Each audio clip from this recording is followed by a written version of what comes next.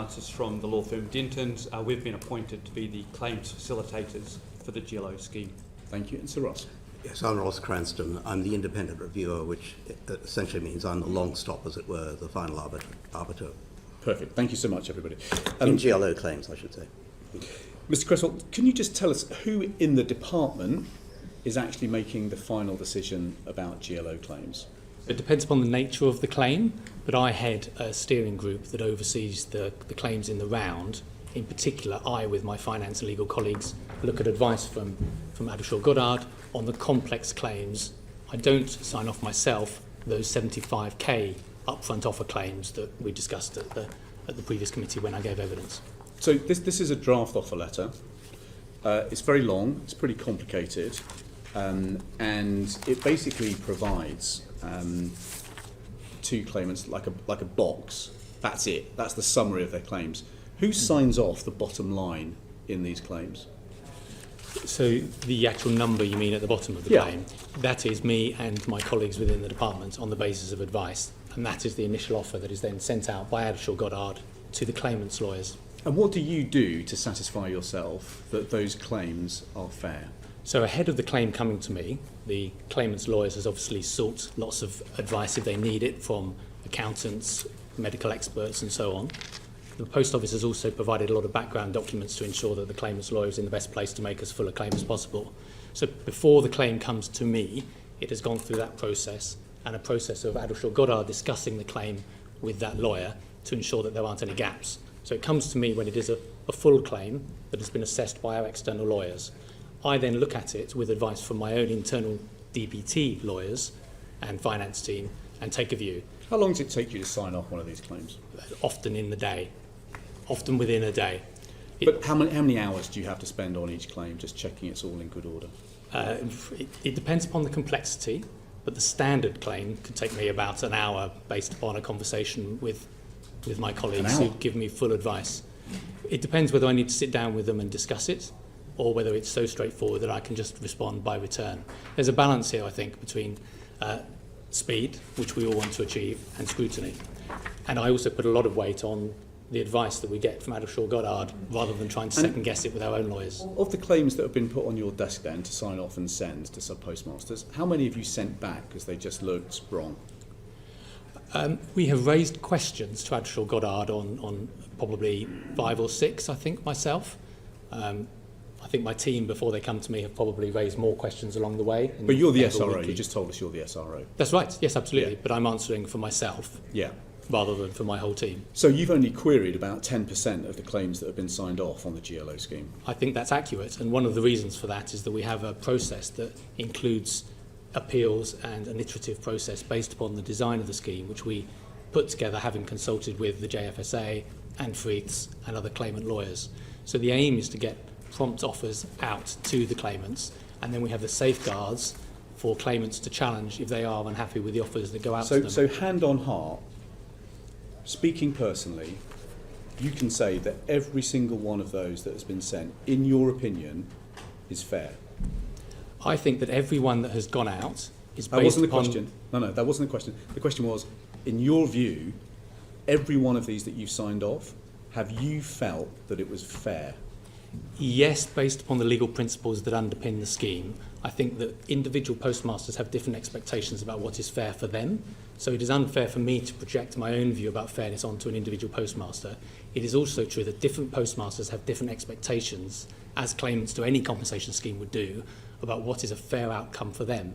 We have purposefully designed this in order to give the claimant an opportunity to raise concerns with their lawyers, so if they think that what has come to them it is an unfair offer. But you'll know that there is no standard tariff that helps anybody really understand the case law, for example, in calculating distress and inconvenience, for example. So how are you making these fairness decisions yourself?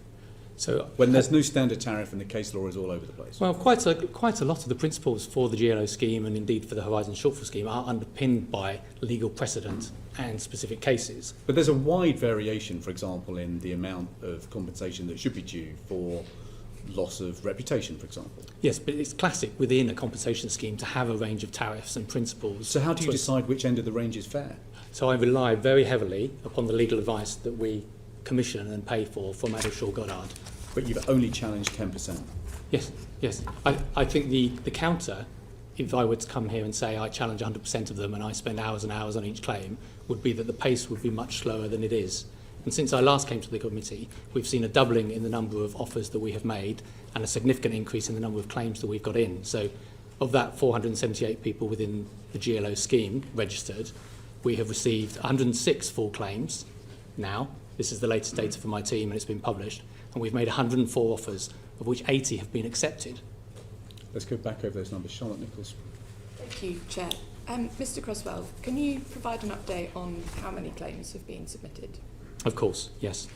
So we published data at the end of January, and at that point it was 58 full claims had been received, 52 offers had issued, 41 had been accepted, and 28 had been paid. That is what we set out in the memorandum that we sent to your committee prior to today. As of the end of last week, my team gave me the data last night, we have received 106 full claims, we have made 104 offers, and 80 of those have been accepted, and 78 of those have been paid. That changes day to day and is moving quite rapidly. In addition to the 106 full claims, Adelshaw Goddard have received 41 partial claims. So we've got 147 of that 478 are in the system. Say that again, please, Mr. Croswell. The last part. Yeah. So I was mentioning that we've had 106 full claims that we have received. Yeah. In addition to that, there were 41 partial claims that have been submitted to Adelshaw Goddard. And the definition of a partial claim is where the lawyers look at it and think there are gaps in the evidence that prevent us being able to make a full and fair offer at this point. So what they will classically do is issue a request for information back to the lawyers representing the claimant to say, do you have this document? And if the answer is no, then they aim to apply the benefit of the doubt. Please continue. Thank you. Mr Croswell, how many people have taken up the upfront £75,000 offer? So over 70 have taken that up. The government predicted that around 1/3 of GLO claimants would take the upfront £75,000 offer. Based on take-up so far, was that prediction accurate? To me, it still seems on the mark. We have had applications that number 95 for the 75k. So 95 out of the 478. I would expect over time more to take the 75, but perhaps not many more. If you ask me which side of it will it be, I would say it's probably going to be below 1/3, but not by much. So it has been a really significant intervention that has allowed us to get money out to claimants much more quickly than we would have done without it.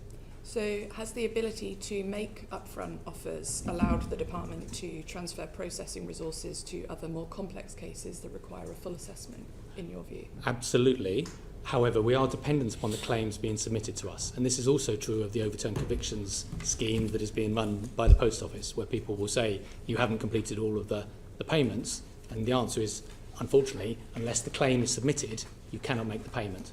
So within that number that I gave you of the 80 accepted, there are some that are complex claims, but there is a much bigger proportion of the claims remaining that will be complex. And so it's been greatly beneficial for my team, and I think for Adelshaw Goddard as well, to be able to free up that resource to deal with the complex claims that we have both now and incoming. And finally, on this section, the government has also said that claimants who previously accepted less than £75,000 will be topped up. Will this affect the speed of processing other claims, in your view? No, we've dealt with it already. It took hardly any time at all. We know all the people, we have all the details, the number's very clear. We've topped up 28 claims. That's 28 people who had previously accepted lower than 75. They have all been topped up now to that number of 75. It's all been dealt with. Thank you. So we still have a situation where we've got 147 claims and partial claims in the system. The number of victims potentially is 472. 478 are registered. Overall, 492 people are eligible, but Yeah. only 478 are registered. So we've only got claims from 1/3 of the potential victims. Yes, but that's a significant increase, as I say, on the last month. And it's not that we don't know who these people are, where they are. They have previously already submitted claim overview forms. You'll that set out the understand, claims. though, that after everything we've been through 2/3 of victims still haven't put in a claim, that's a concern. Yes, but they are in the process. So if you would like to analyse the process, as you were saying, you'd like to get to the bottom of what is happening, I think you need to look at the process overall and say what is happening at each stage. So how many disclosure requests have the Post Office dealt with? They've dealt with quite a large number, over 28,000 documents, 55% of the branches within the scheme. You also need to look at how many accountancy and medical reports have been requested. This was part of the process that the claimants' lawyers were keen on. I've personally signed off 326 accountancy expert requests, 300 medical expert requests. The government pays for that to help them strengthen the claim for the claimants. So at this stage, what's your expectation as to what percentage of the potential victims will submit a claim? Will submit a claim. I feel confident that a very large proportion will submit. What is a very large proportion? Well over 95%. Okay. The question is one of timing, of course. Yeah, but that's the goal, 95%, or rather that's the expectation. Well, Let me put it my like goal that. is 100%. Yeah. But that is why it was helpful to remove the August deadline through legislation in Parliament Yeah. earlier in January because of Sir Win Williams' concern. And have you got a view about when we'll hit that 95%? My view, as per my Minister's aim, is that we should do that for August. But that is very dependent upon claims. Well, the Minister's claim is actually to pay them all out by August. I'm just interested in when you think all the claims will be in. Well, I would hope that we would have them in by early July. I don't know whether you would like to add anything to that. I think that would be right, early July, in order to give us the 40 days. Okay, thank you. Mr Higginbotham. Thank you, Chair. Mr Creswell, if I can stick with you. I think we're all keen to understand what the final cost of this is going to be and what's been budgeted and paid out so far. I think I'm right in saying that estimates are due this week. So could you update us on the estimated total cost of the Horizon scandal, including how much has been spent so far and how much is budgeted into the future? So overall, the provision that's been set aside for us to access from the reserve, Treasury's reserve, is around £1 billion. That's the total cost of compensation. Just check this, because in the letter from Mr Reid to me, it says 1.2 billion. It is slightly over 1 billion. I don't quite recognise 1.2 billion. I can write to you to clarify that difference, but broadly speaking, £1 billion is that expectation. Now, of course, that is dependent upon the number of convictions that get overturned, and this is a point that seems sometimes to be misunderstood because people compare the £160 million that has been paid out so far to 2,700 claimants with the £1 billion. There is no way that we could have paid out £1 billion by this point because it is modelled on how many convictions are overturned. The government step recently, as discussed in the House yesterday, to overturn lots of convictions through legislation will enable us to do that, and I personally think that we will end up spending more money on compensation overall than that £1 billion figure that was modelled at an earlier stage. How much more? I don't know for sure, and we are discussing that with Treasury. And this is all taxpayers' money? Yes. Every penny of it comes from normal taxpayers. It is not coming out of a separate post office pot of money that they've made. This all falls on normal taxpayers. And so you can understand why there is some nervousness about not knowing the full figure. Yes. So one point of clarification, within that figure, there is a contribution that the Post Office made up front for the Horizon shortfall scheme. The government asked it to, put forward a proposal to sell its telecoms business, which it did, and it used the revenue from selling its telecoms business to cover the costs of the Horizon shortfall scheme. So that part of the costs of the Horizon shortfall scheme, and then government has taken on the cost. So I think within that 1 billion, part of that came from Post Office selling its telecoms business. Do you think it's appropriate for the Post Office to pay bonuses to its executive team whilst the taxpayers footing that bill? I absolutely think that it is right for the Post Office to pay bonuses to its executive team. That is a classic part of what you would expect from a public corporation. The question that has been debated quite hotly, including within this committee, has been whether it was right to pay bonuses on the back of a misstatement in the accounts and a view that Sir Win had endorsed the executive team's performance in relation to the inquiry. Was that appropriate? No. But I'm talking about moving forwards. Do you not think that bonuses should be tied to performance on doing justice by the postmasters and postmasters? So if the timelines aren't hit or it goes over budget because the post office haven't properly dug into their records, would it be appropriate to pay bonuses? So I think it would be good to have a mix of different objectives that link to bonuses for companies such as the post office. Obviously, there are postmasters around the country delivering services day in, day out. So to skew the target solely towards redressing the past would be a misjudgment in my view. But including that within the basket of indicators that drive bonuses, that seems very sensible to me. If I could just change track very briefly. There's been lots of reports that ministers and officials have asked that we go slow on compensation payments. Is that your understanding as the official in charge of post office policy and Horizon? You would have thought that someone would have mentioned it to me if that were the intent. Not at all. I worked very closely with Sarah Munby. She and I worked with Treasury to secure the funding needed for the schemes that I've mentioned, the overturned conviction scheme, the GLO compensation scheme. Every conversation I had with her, with ministers, with other senior civil servants in other parts of government have all been about how can we pay out this money more quickly. So no, that is completely incorrect, that assertion. So based on your conversation with ministers and other officials, is the approach stick with the current plan, current speed, go faster or go slower? It's definitely go faster, and Minister Hollingworth was clear about that yesterday. He also announced a couple of specific interventions that are targeted at speeding things up. So one was the idea of topping up overturned conviction payments to $450,000 for those people who choose to stay within the full assessment process. That is intended to target the incentive to encourage more OC claims to be put forward. And I know you'll be talking to Mr Hudgell later, who's got probably his own perspective on that, but I think that's a useful idea that's come out from claimant lawyers and Sir Gary Hickinbottom. And the other one is the GLO, making a payment of 80% of the offer to the individual claimant. Again, that's an idea that's come from a postmaster who has been talking to my minister about his own experience within the GLO scheme and how we could improve it for them.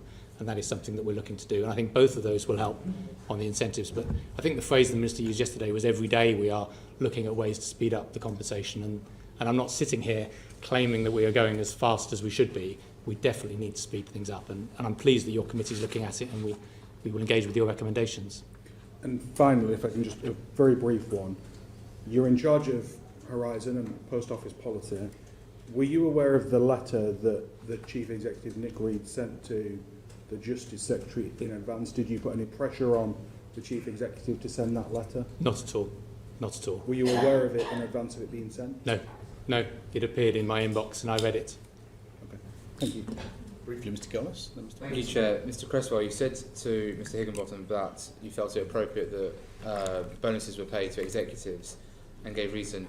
Mr. Reid told this committee that he accepted the Post Office had not known since 2005 where the shortfalls that were paid by victims of Horizon, the sub-postmasters and postmistresses who sold all their assets and belongings, had gone, had been lost in the accounting of the Post Office. How has the department addressed that, and do you still therefore believe that it's right the taxpayer picks up financially when bonuses potentially being paid with the shortfall funding from sub-postmasters and postmistresses themselves?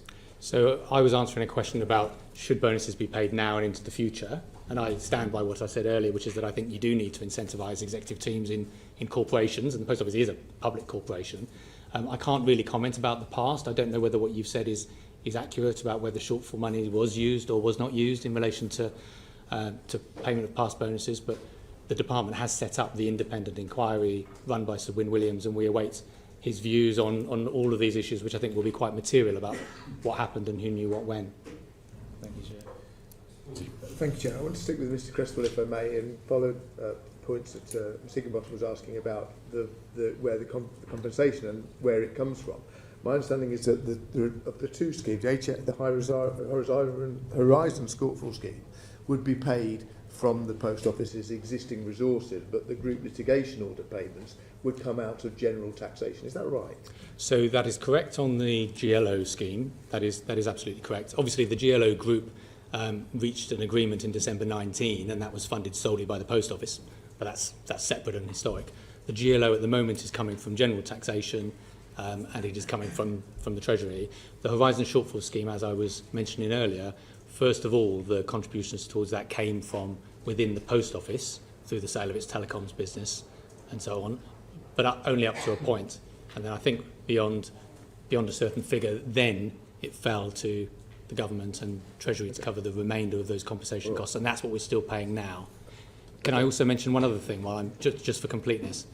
We are also paying some of the administrative and legal costs to support the Post Office's work on these schemes to the tune of 150 million in this financial year and next. All right, we've already heard the total budget is something in the order of £1 billion to 1.2 billion. I think many of our constituents would be astonished to find that they, as taxpayers, are having to contribute this money because of the bad decisions of the management running the post office, maybe the inefficiency in their dealing with things, or in many cases perhaps even their wrongdoing in character. Do you think the public understand the implications for them of this bad management of the post office? So I think two things about that. I think the ITV drama and documentary were both excellent, and the documentary gets talked about less than the drama, but the documentary is truly excellent. I think the public mood is very much behind the postmasters, rightly.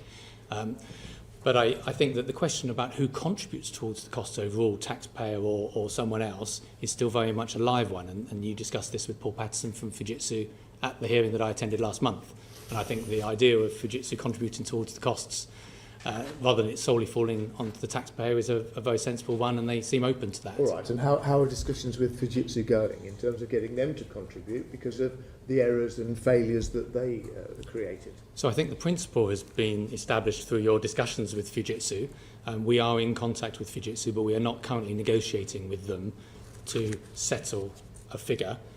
We are in contact with them, but we are engaging with the Horizon IT inquiry and discussing with the company, who have said that they will look to reach an agreement, but have not done so now. I see you're looking at me in a slightly quizzical fashion. Why have you not started talking money with Fujitsu? Well, we are talking to them about the principle, but we have not sought to try to agree. The principle's agreed.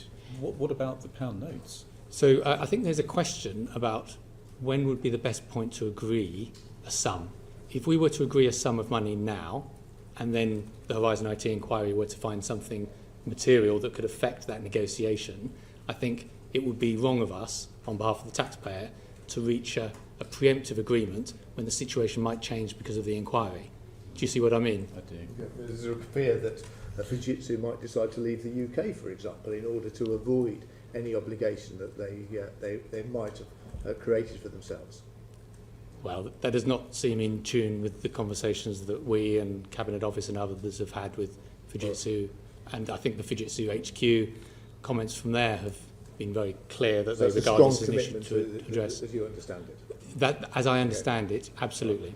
Okay, can I also ask you, when Mr. Reid gave evidence to this committee, he told us that the Post Office, in the absence of the Horizon scandal, was already a difficult business to manage in the face of people moving their banking online and other activities online, putting pressure on the Post Office itself. How do you think the Post Office recovers from this? Well, there are two parts, I suppose, to that. Do I agree that it was a difficult business to run? Yes, I used to be responsible for the retail sector for 4 years. I think, like many other retailers, the Post Office has had a difficult time on the high street, and consumer behaviours are changing.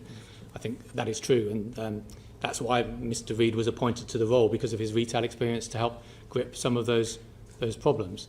So I think that's I think it is accurate to say that there are challenges, but not insurmountable challenges or different from other retailers across the UK.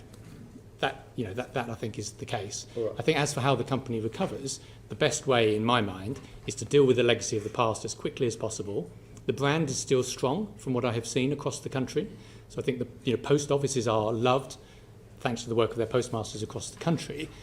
So I think they need to deal with the past. And then there are questions about the future, which is actually what Sarah Munby, the Permanent Secretary for Bays, was raising with Henry Staunton when she had that famous conversation. Okay. And does the management time expended on Horizon and the amount of cost that's going into it from the Post Office's own resources help or hinder the Post Office from getting on with running an efficient Post Office business across the country? Well, I think the opposite, the counterfactual of if you were to take all of this off the Post Office and absolve them of any responsibility of cleaning up the mess that they caused would not be fair. The government has put in extra money, 150 million, as I say, to support the company to ensure that it does not erode the core business. But my view has always been, and I think as ministers too, that the Post Office has a responsibility to help deal with the legacy of the past. Okay, thank you. Can we just get the numbers then, Mr. Creswell? So, what is the in the current financial year? What is the budget for redress for the Horizon Shortfall Scheme? I'm afraid I don't have those statistics to hand. Okay, the GLO compensation scheme? Well, that is very dependent upon how much money we pay out. So far we have paid out £34 million. And if we So need, what have you said to Treasury about how much you expect to pay out on this scheme? across the whole of the... No, just on the GLO compensation scheme. Yes, but I mean, do you mean within this financial year or across the two financial We can years? have both if you like.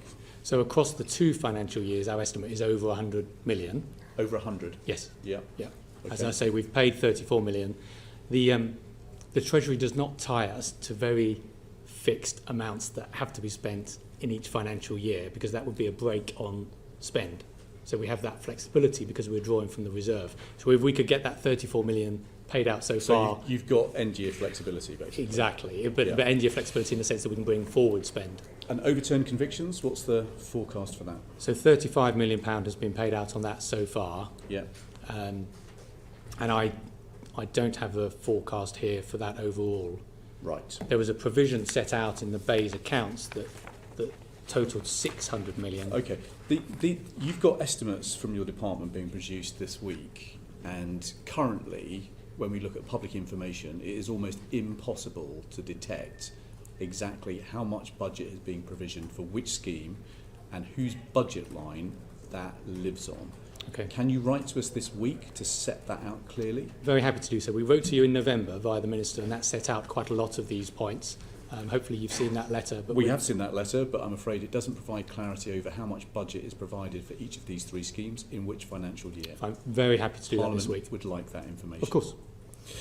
Mr. Lavery. Thanks very much. The scheme is a 40-day period, 40-day target for, and I think it's already been suggested that 70% have met the target, but obviously 30% haven't met the target. Can you say that, tell the committee why that's the case and what you're doing to actually try and achieve 100% of the cases within that 40-day period? Of course, it's a very good question. And when I last came to the committee, I said that it was a stretching target, which indeed it proved to be for the end of January, which, as you say, showed an outturn of 70% against that 90% target. We never aimed at 100% because we recognised that some of the claims are more complex. That was the target that we set. I asked my team for the most recent data yesterday, and we have now moved to 85% against that 90% target. So we're still failing, but we are closer to the target now than we were. And I think that reflects the fact that early on we were getting some of the processes up and running, and some of the early cases, some of them quite high profile ones, I think have legitimate reasons for saying that their claim took too long. But we are now speeding up quite significantly. So what are you doing to improve that? Well, we've already taken quite a few steps. What are the steps? So the £70,000 has been very beneficial, I must admit. That has allowed us to get payments out very quickly. We have also been working with Adelshire Goddard on some of our processes to ensure that when claims come in and there are questions, the partial claims that I mentioned earlier, the RFIs, the requests for information, go back to the claimant's lawyers as quickly as possible, because, as I was describing earlier, there needs to be throughput throughout the system, and we need the full claim before we can then properly process it. Now, you mentioned the complexity of it. There's complex cases. That's basically the reason why you perhaps aren't meeting higher targets. Can you give the committee a bit of a flavour of what a complex case actually is? Of course. And I often get asked, well, why don't you just pay one sum for everyone within a scheme? But the answer to that is that all of the compensation schemes that I know have that range of different experiences that we are trying to compensate for. So looking across the cohort of postmasters, there are some who were in prison for 14, 15 months. There were others who had a shortfall that they then managed to pay back and continued to work. There were some who moved on to another job and ended up earning more than they did in a post office, and there were others who never worked again. So that's an example of the range of different experience, and that is why we see a range of complexity across the different circumstances. I don't know, would it be helpful if I bring in Mark to perhaps give some examples around that complexity without obviously naming any names? Yes, I mean, I can't go into detail on individual cases, but it's exactly that there are very different experiences, very different issues are raised. Some of these postmasters were close to retirement, others were much younger, and we're looking at issues of can they work going forward through to retirement. Some of those claimants, that's going to be sort of 20-30 years potentially of working life that they've still got. Considering, can they, and some of these have medical expert reports to support the fact that they can't necessarily do a stressful job like the post office was for them, but can physically work full time and could do another job that will mean that taxpayers aren't funding their effectively their earnings through till retirement, but there are others where they just cannot work anymore, and we need to calculate a payment that will see them through to retirement. So it's those sorts of issues. I think I would add that these claims are complex. I've worked on a number of schemes and arrangements where we're looking at compensation from PIP breast implants, where that's fairly simple. There's no medical evidence required, no forensic accountant required, right through to some very complex pharmaceutical damage claims that were settled with involvement from the Department of Health, where you've got a lot of medical evidence required, a lot of scientific evidence required, and those processes all take time.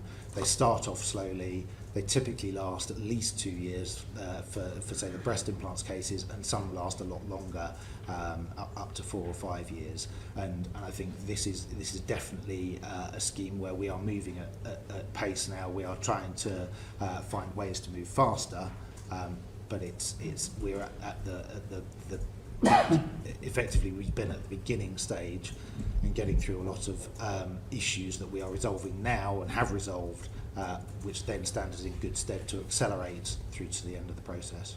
I'm not sure if that's a really good analogy, comparing the post office compensation claims to breast implants. I'm not sure if that's really what we should be doing here today, to be perfectly honest. It's not really about complexity, is it? It's about the claims that are outstanding, the 30% are the ones that are haven't accepted.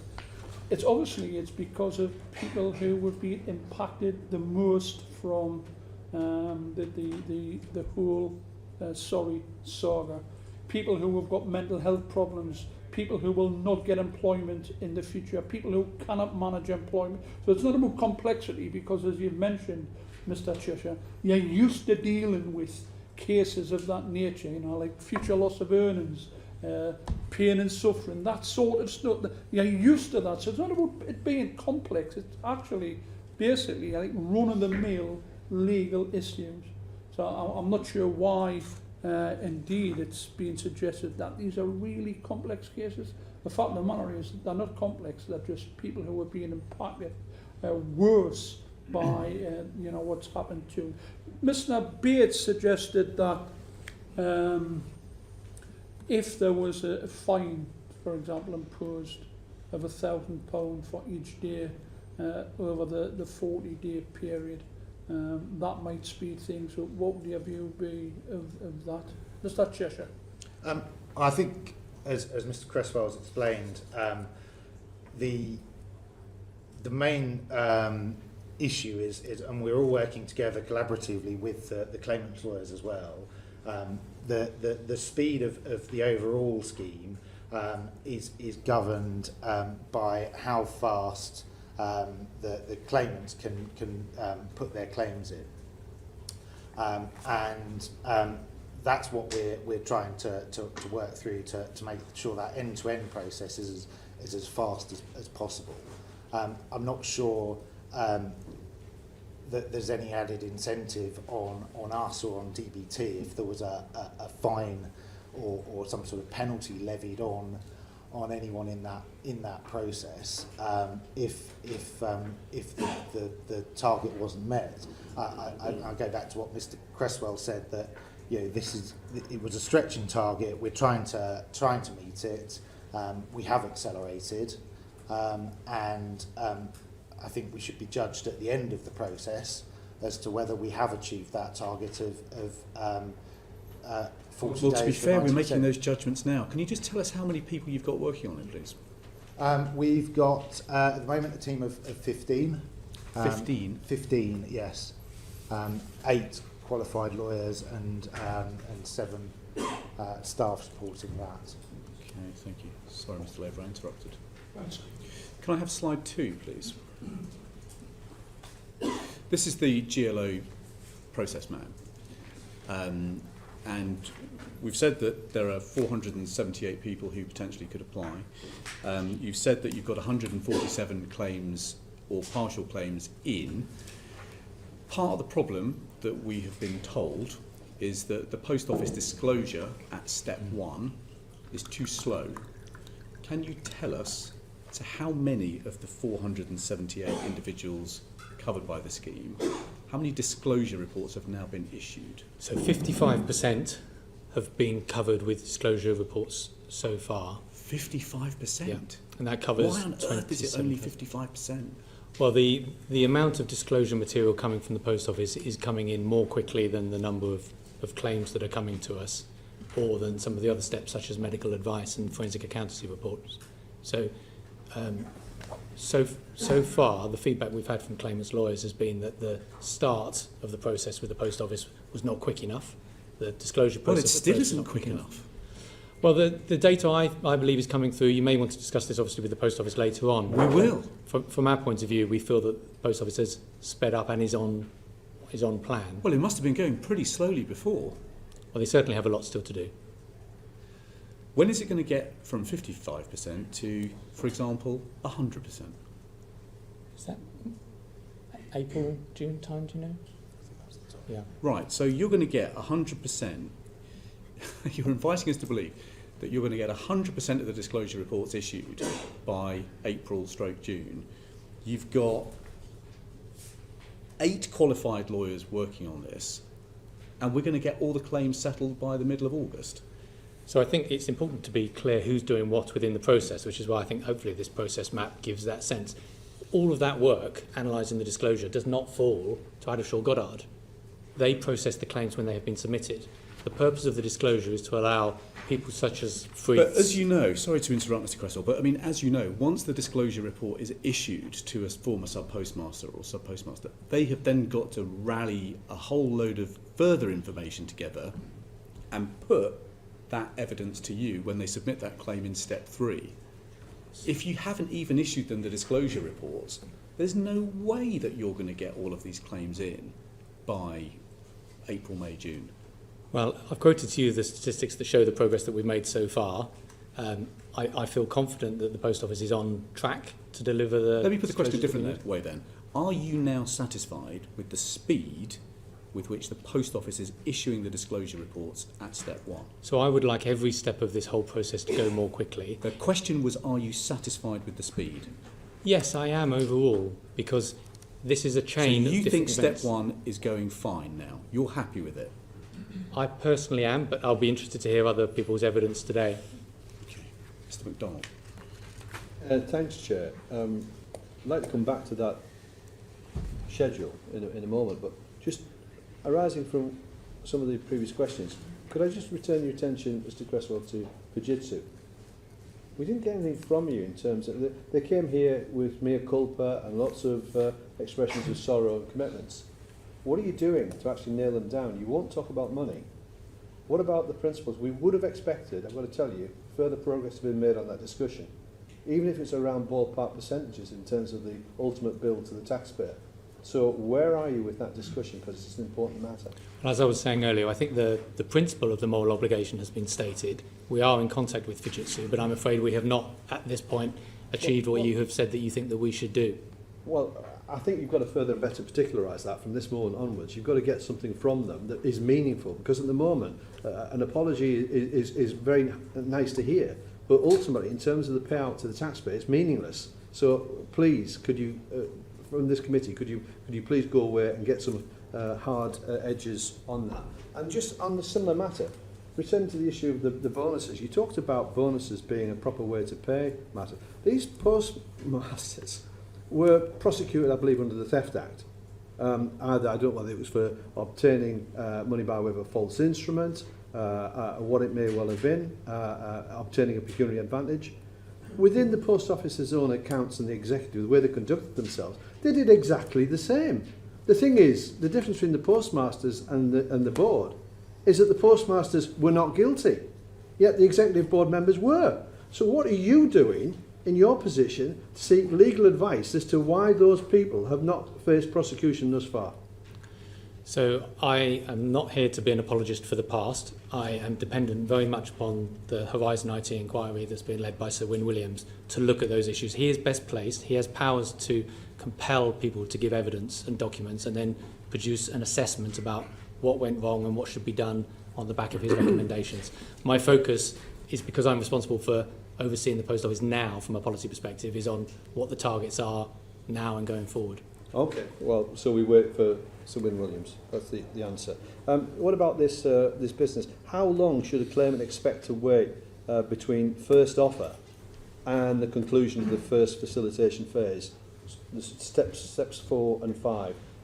How long should they expect to wait? So we have set 40 working days, obviously, between step 1 and the assessment and the offer.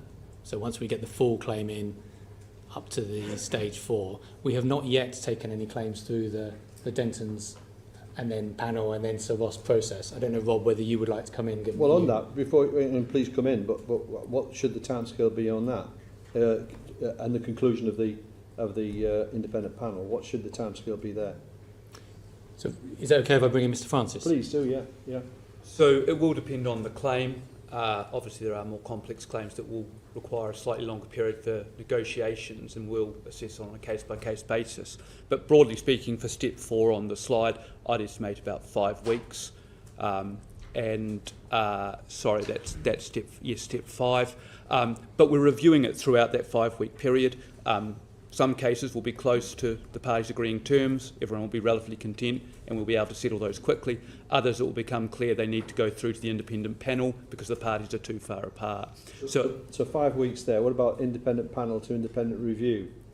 So broadly speaking, I would say for the independent panel, that's likely to take around, well, from the start of the claim being submitted, you're likely to talk up to about 6 months to the end of the first panel.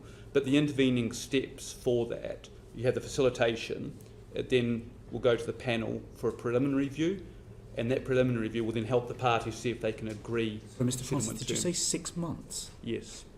But those stages are the 40-day period for the offer, a facilitation period where we're running sessions, trying to get the parties to agree terms. And I would expect a lot of these claims will settle at each of these stages. We'd then have a preliminary review from the independent panel, again hoping that we can get the parties to agree settlement terms before a binding decision is reached. So our 40 days has now gone into 6 months. Have I got that right? No, sorry, that's not what I'm saying, I'm sorry. What I'm saying is that the 40 days is for the offer. Yeah. Then there are a number of subsequent stages, and we would expect the vast majority of these claims to be settled. But if your question was at what point we get a binding decision from the panel, because we would have all those stages going Well, through. you see, if it is going to drag on, isn't Alan Bates' suggestion a good one in terms of the 40 days to get to first offer? Because it wouldn't have concentrated the minds, wouldn't it, if it was a £1,000 pound a day penalty to get through the rest of the phases. If you were late getting to that point, it would put the principles of incentives into this timescale. Has he not got a point?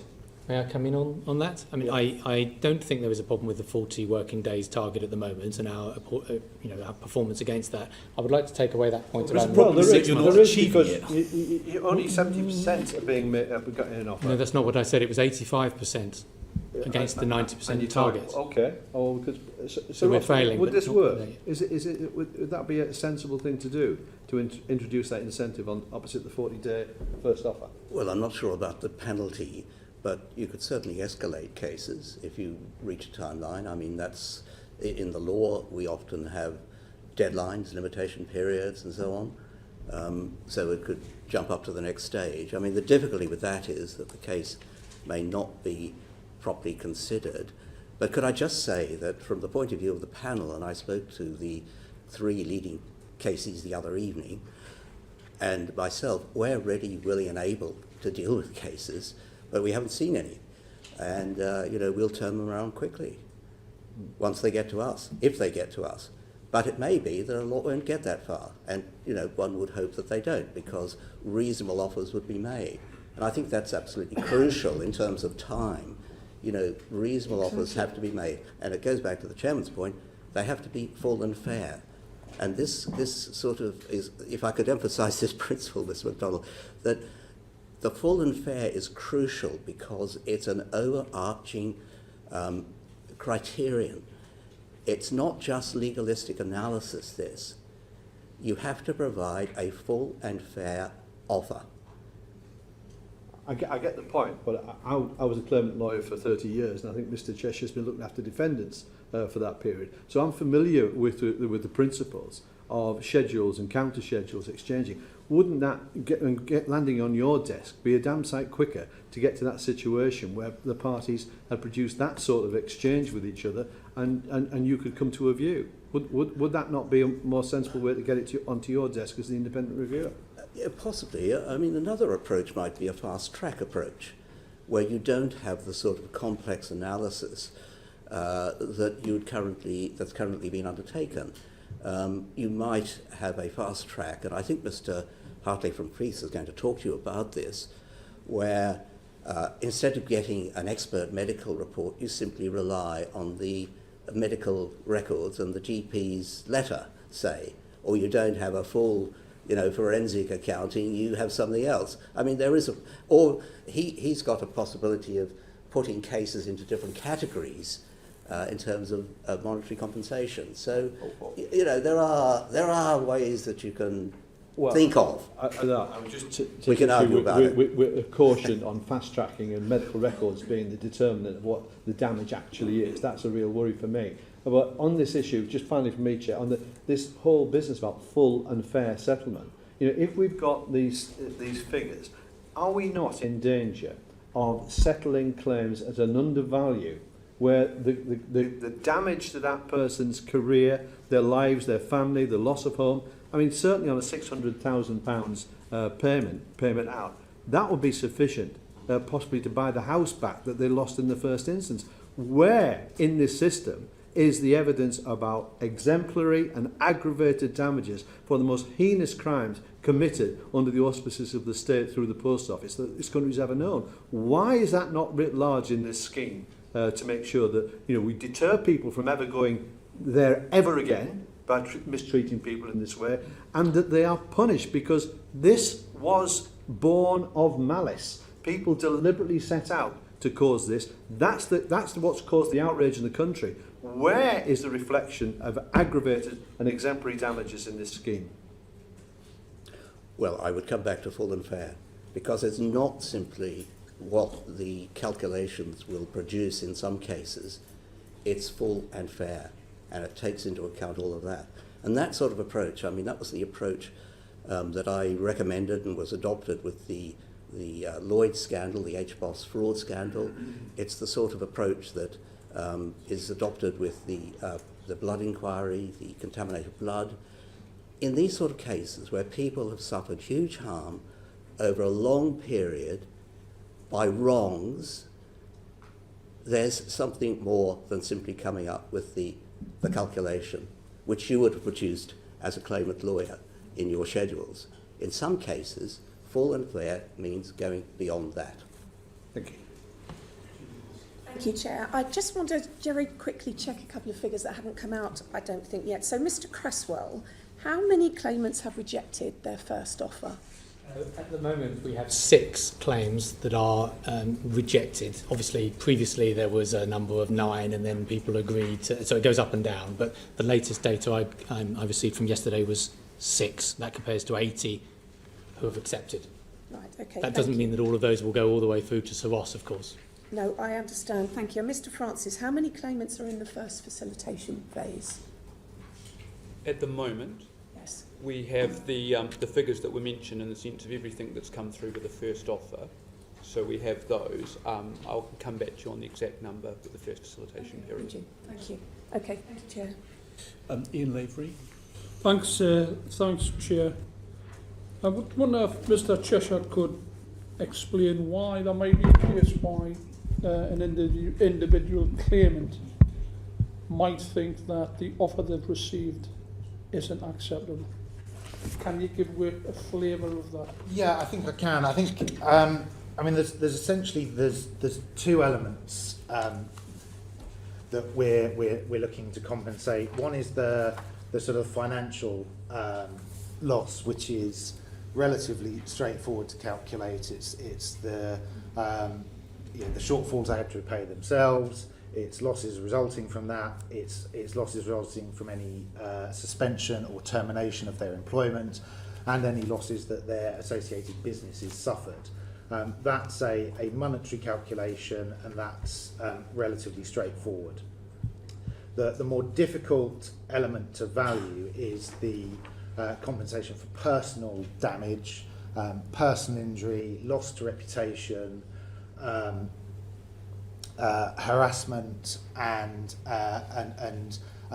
distress and inconvenience. Those sorts of elements where it doesn't necessarily translate in any sort of human sense to a figure, but we have to come up with a figure. The law has to come up with a figure as a proxy for that distress, inconvenience, damage. And there we're looking at case law, at things like the Judicial College guidelines on general damages for personal injury. There's a wealth of sort of information out there that you can use to compare your claim to, and we look where we can for analogous cases either within the scheme or outside the scheme. And I think sitting in a claimant's position, there will be times when you will be disappointed with what the sort of totality of what you went through is given a crude number, and that's unfortunately the nature of how these claims work. It's how claims work going through the courts, and it's trying to translate that one thing to the other, and it's comparing apples and oranges. May I just add something on the back of that? Is we have had some feedback from a claimant who was dissatisfied with their offer, that it would be helpful if there's a big difference between claim and offer to spell out the reasons in more depth. So that is something that we are implementing and doing, because we recognise that just receiving the numbers without proper explanation of that difference can be immensely frustrating for the individuals. So we are looking to improve some of those communication points. It does seem that there's people who have received claims, received offers, a lot of people believe that absolutely derisory compared to what they went through, which you've explained, Mr. Cheshire. Lots of people cannot work again. Lots of people lost every single thing they had. People lost relations. People lost their husbands, suicides, and to receive a derisory offer at this stage is absolutely unreal. You cannot imagine how these people must feel. Anyway, I'll not get into any individual cases, but there have been high-profile cases where high-profile individuals have been made the offer and believe that the offer is approximately 20% of what they thought it should be deserved. So that's huge issues on that. How can they be reconciled? I think I know exactly which case you're referring to, and so it's very difficult for me to comment on that. What I will say is that is the sort of the classic case that should go through the process and of facilitation, and ultimately it may well fall to. What would you say to somebody who you offer 20% of a huge claim now, when they just says, hey, you can go and stuff it basically. This isn't acceptable. After what we went through, what reaction would you have to somebody who took that sort of who responded in that way, because, hey, listen, these people are hurt, you know. It's destroyed their families, you know. It's destroyed everything they ever had. These are people who worked hard. They weren't paid a fortune. They invested in the post office and were treated really, really badly. And to think that compensation after all these years is coming forward, and then for it to be so derisory is an absolute insult. That's what it is. It's not trying to give them the finances which they might need to draw a line under and move forward. Quite the opposite. It's a huge kick in the pants.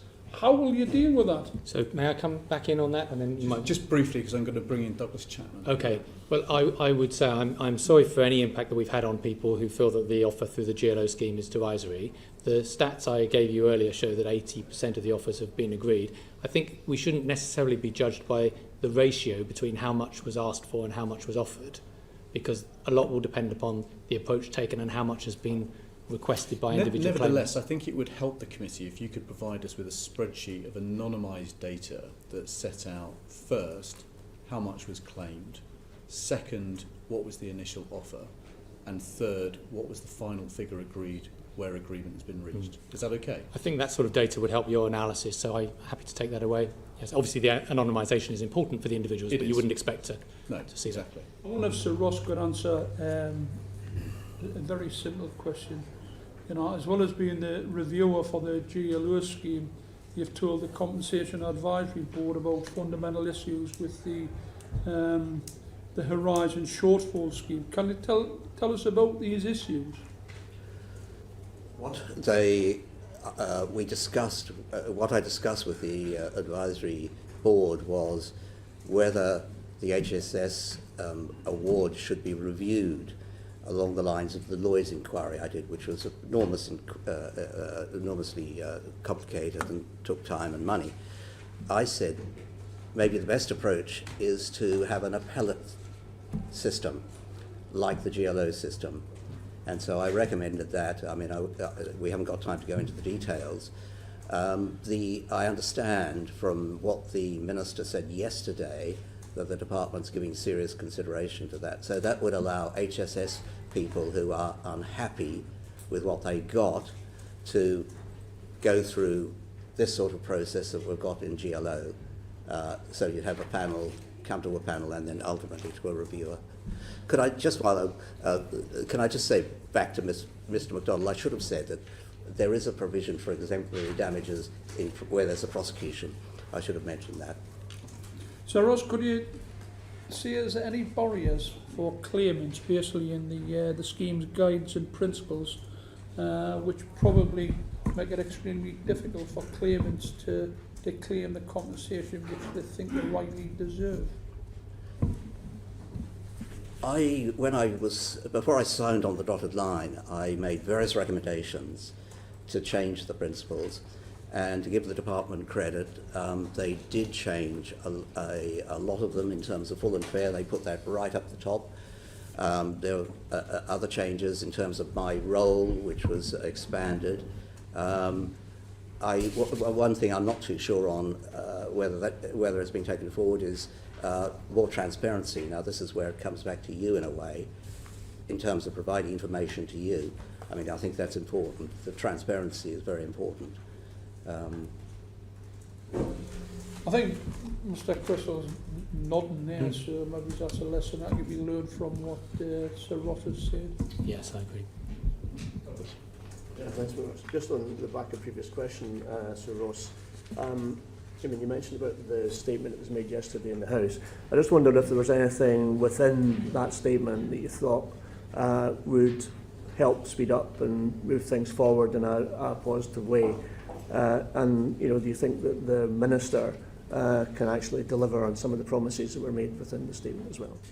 Well, certainly the fixed sum offer and putting that up front is very valuable.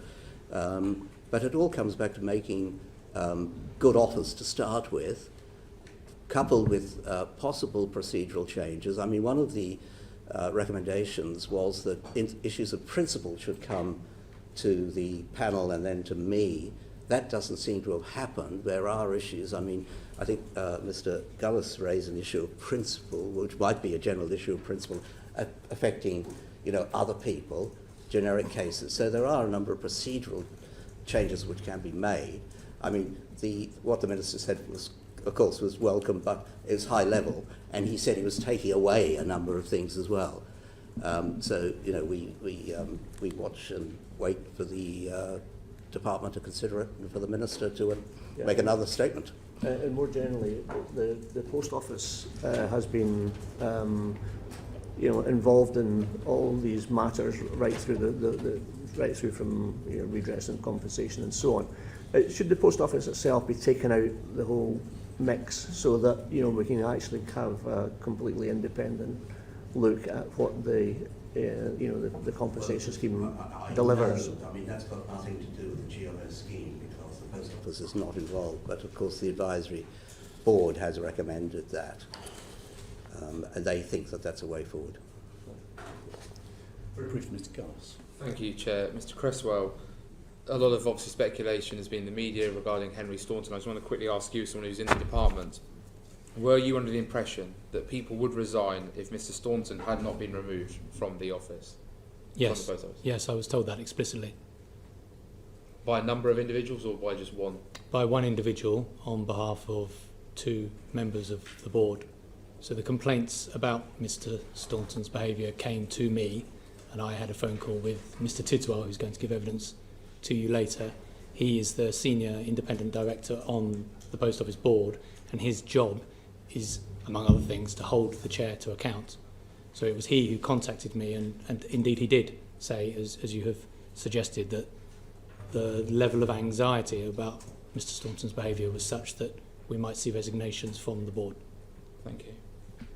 Thank you. May I just follow up with Mr. Cresswell? Have you worked with a lot of chairmen of arm's length bodies during your career? I have, yes. My background includes helping set up the Competition and Markets Authority, the Institute for Apprenticeships and Technical Education, sponsoring ACAS, Citizens Advice, and other bodies. So my background is quite full of that sort of arrangement, yeah. So given your experience, how would you describe Mr. Staunton's performance as chairman? So I have never heard of anything like the allegations that were made to me by Ben Tiswell when he phoned me, and I have never seen anything like the behaviour since that article was published in the Sunday Times by someone who has taken what has happened and has talked about it in the way in which he has. So what signs did you see in your experience that you were not comfortable with, or were there signs that you felt that he wasn't up to the job? So I was first aware of the investigation into the whistleblowing allegations in November last year. I hadn't been aware that he was being investigated until then. I note that he has said that there was no investigation, but there is, and it's still ongoing. Prior to that, concerns had been raised with me by the UKGI shareholder executive about some aspects of the chair's performance in terms of his grip on his brief and his whether he was alert in meetings and so on. So I was aware of those broader concerns, but I regarded them as less serious than the allegations that then came to me in early January. And as I say, there were 2 key allegations from my point of view that were influential in the Secretary of State's decision for the dismissal. One was around the chair allegedly trying to stop a whistleblowing investigation into his conduct, which, given the history of the Post Office and the Horizon scandal, struck me as particularly serious. The second was around the chair trying to stop a public appointments process to recruit the new senior independent director, because unfortunately Mr. Tidswell is coming to the end of his term and is moving on. And that role is there, as I said earlier, to hold the chair to account. So again, it struck me that trying to bypass the public appointments process that the Minister wanted to strengthen the board was a step that seemed inappropriate to me, to stop that without consulting government as shareholder. Thank you very much. Thank you, Chair. In the light of what Mr. Cresswell you just told us, what do you think that says about the recruitment and appointment of Mr. Staunton in the first place? Well, as I was saying, I didn't have initial concerns about Mr Staunton when he joined the board. I think he has a lot of background in the retail sector. That put him in the place in the first place, in the position in the first place. Well, I think it's hard for me to judge. I think if any people who have been close to the Horizon scandal over a number of years will have encountered concerns about whether people like the government, people like UKGI act when concerns are raised with them. And this is rightly a matter for the Post Office Horizon inquiry. I've been struck by the number of commentators who have queried why the government took this action in relation to the chair. To my mind, this is evidence of the government actually taking a stronger perspective when it hears about things that aren't working. I was more bothered about if in any business, if somebody hasn't performed in the way that was hoped, there are questions about the recruitment process. So my question to you was, what does it say about the recruitment process? I think it's hard for me to draw many conclusions. I think you would experience in any matter of employment, and this isn't strictly speaking employment, it's an appointment process. If things don't seem to be working, you should correct course. And that is what has happened. Thank you. There are chairs at the front, Minister, if you'd like a ringside seat. That draws this first panel to a conclusion. Thank you very much to all of our witnesses. Mr Creswell, you've told us that you are personally signing off the claims that are made under the scheme. Some of those claims can be signed off in an hour or less. You've told us that you still think that the process needs to be sped up. It's not going fast enough. You haven't been able to tell us the budgets of the different schemes, but you're going to write to us with that information. I'm sorry that you've not been able to table that in front of us. You've been able to tell us that you're still failing against the timescales that you've set. We've only got 8 lawyers actually working on processing the claims, and 55% of the disclosure reports have been issued and 45% haven't. That implies that there are still 215 disclosure reports that are required to be issued, and Mr Francis has just told us that it could take up to 6 months to process these claims. You're not going to hit the deadline of mid-August for getting all of these claims settled, are you? I would like to go away and work on that 6-month date with Denton's, because as Sir Ross was saying, I don't see a reason why it should take that long, and fast-tracking some of the questions of principle to the panel and to Sir Ross should allow us to move forward. So my current assessment is that we should be able to hit August with a fair wind, but there are a number of factors outside of our control, and you are right to identify the pace of disclosure as you an issue. cannot guarantee us, absolutely guarantee us today, that mid-August deadline will be hit. And that is why the Minister has described it as an aim. And that we also took steps, didn't we, through the legislation to remove that hard deadline. But you cannot guarantee us that mid-August will be the end of this for the GLO applicants. We are doing everything we possibly can That's to hit not that, the question. but I cannot... I know you're doing everything that you can, but you cannot guarantee mid-August. No. Thank you. That concludes this panel. Thank you very much indeed to the witnesses. Order, order.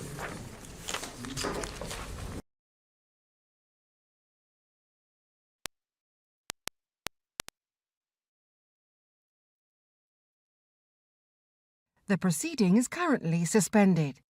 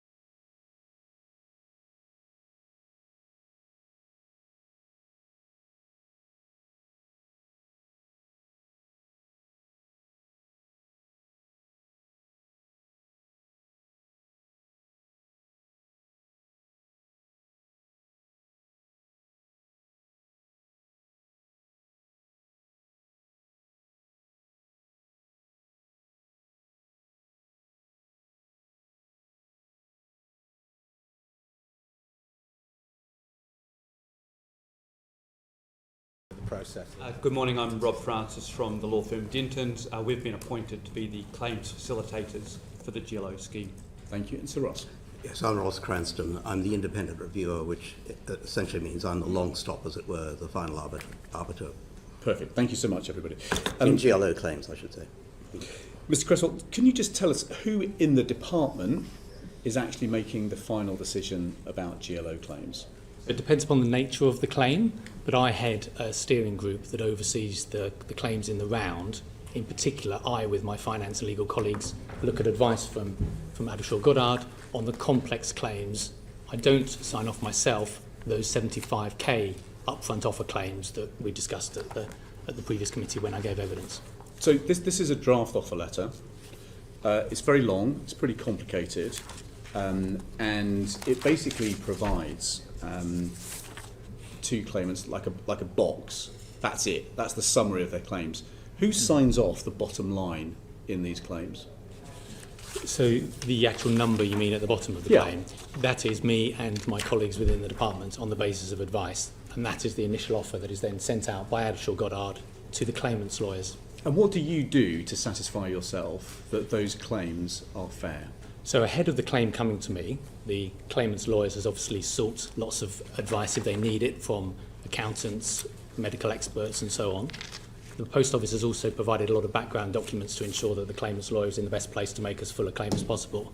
So before the claim comes to me, it has gone through that process and a process of Adelshaw Goddard discussing the claim with that lawyer to ensure that there aren't any gaps. So it comes to me when it is a full claim that has been assessed by our external lawyers. I then look at it with advice from my own internal DPT lawyers and finance team and take a view. How long does it take you to sign off one of these claims? Often in the day, often within a day. But how many hours do you have to spend on each claim, just checking it's all in good order? It depends upon the complexity, but the standard claim could take me about an hour based upon a conversation with my colleagues who give me full advice. It depends whether I need to sit down with them and discuss it, or whether it's so straightforward that I can just respond by return. There's a balance here, I think, between speed, which we all want to achieve, and scrutiny. And I also put a lot of weight on the advice that we get from Adelshaw Goddard, rather than trying to second guess it with our own lawyers. Of the claims that have been put on your desk then to sign off and send to sub-postmasters, how many have you sent back because they just looked wrong? We have raised questions to Adelshaw Goddard on probably 5 or 6, I think, myself. I think my team, before they come to me, have probably raised more questions along the way. But you're the SRO, you just told us you're the SRO. That's right, yes, absolutely. Yeah. But I'm answering for myself rather than for my whole team. So you've only queried about 10% of the claims that have been signed off on the GLO scheme? I think that's accurate, and one of the reasons for that is that we have a process that includes appeals and an iterative process based upon the design of the scheme, which we put together having consulted with the JFSA and Freeths and other claimant lawyers. So the aim is to get prompt offers out to the claimants, and then we have the safeguards for claimants to challenge if they are unhappy with the offers that go out to them. So hand on heart, speaking personally, you can say that every single one of those that has been sent, in your opinion, is fair? I think that every one that has gone out is based upon... That wasn't the question. No, that wasn't the question. The question was, in your view, every one of these that you've signed off, have you felt that it was fair? Yes, based upon the legal principles that underpin the scheme. I think that individual postmasters have different expectations about what is fair for them. So it is unfair for me to project my own view about fairness onto an individual postmaster. It is also true that different postmasters have different expectations, as claimants to any compensation scheme would do, about what is a fair outcome for them. We have purposefully designed this in order to give the claimant an opportunity to raise concerns with their lawyers if they think that what has come to them it is an unfair offer. But you'll know that there is no standard tariff that helps anybody really understand the case law, for example, in calculating distress and inconvenience, for example. So how are you making these fairness decisions yourself? So when there's no standard tariff and the case law is all over the place? Well, quite a lot of the principles for the GLO scheme and indeed for the Horizon Shortfall scheme are underpinned by legal precedent and specific cases. But there's a wide variation, for example, in the amount of compensation that should be due for loss of reputation, for example. Yes, but it's classic within a compensation scheme to have a range of tariffs and principles. So how do you decide which end of the range is fair? So I rely very heavily upon the legal advice that we commission and pay for from Adelshaw Goddard. But you've only challenged 10%. Yes, yes. I think the counter, if I were to come here and say I challenge 100% of them and I spend hours and hours on each claim, would be that the pace would be much slower than it is. And since I last came to the committee, we've seen a doubling in the number of offers that we have made and a significant increase in the number of claims that we've got in. So of that 478 people within the GLO scheme registered, we have received 106 full claims now. This is the latest data from my team and it's been published.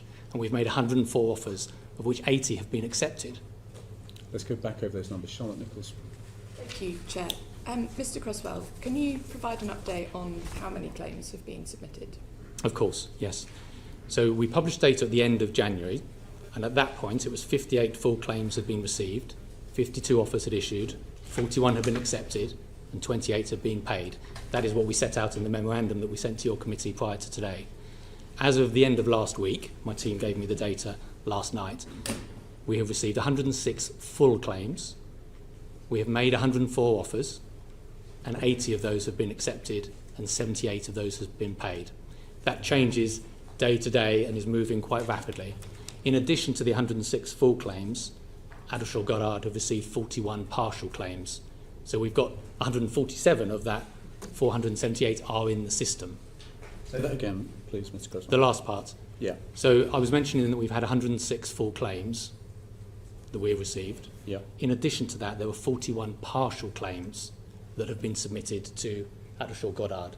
And the definition of a partial claim is where the lawyers look at it and think there are gaps in the evidence that prevent us being able to make a full and fair offer at this point. So what they will classically do is issue a request for information back to the lawyers representing the claimant to say, do you have this document? And if the answer is no, then they aim to apply the benefit of the doubt. Please continue. Thank you. Mr Cresswell, how many people have taken up the upfront £75,000 offer? So over 70 have taken that up.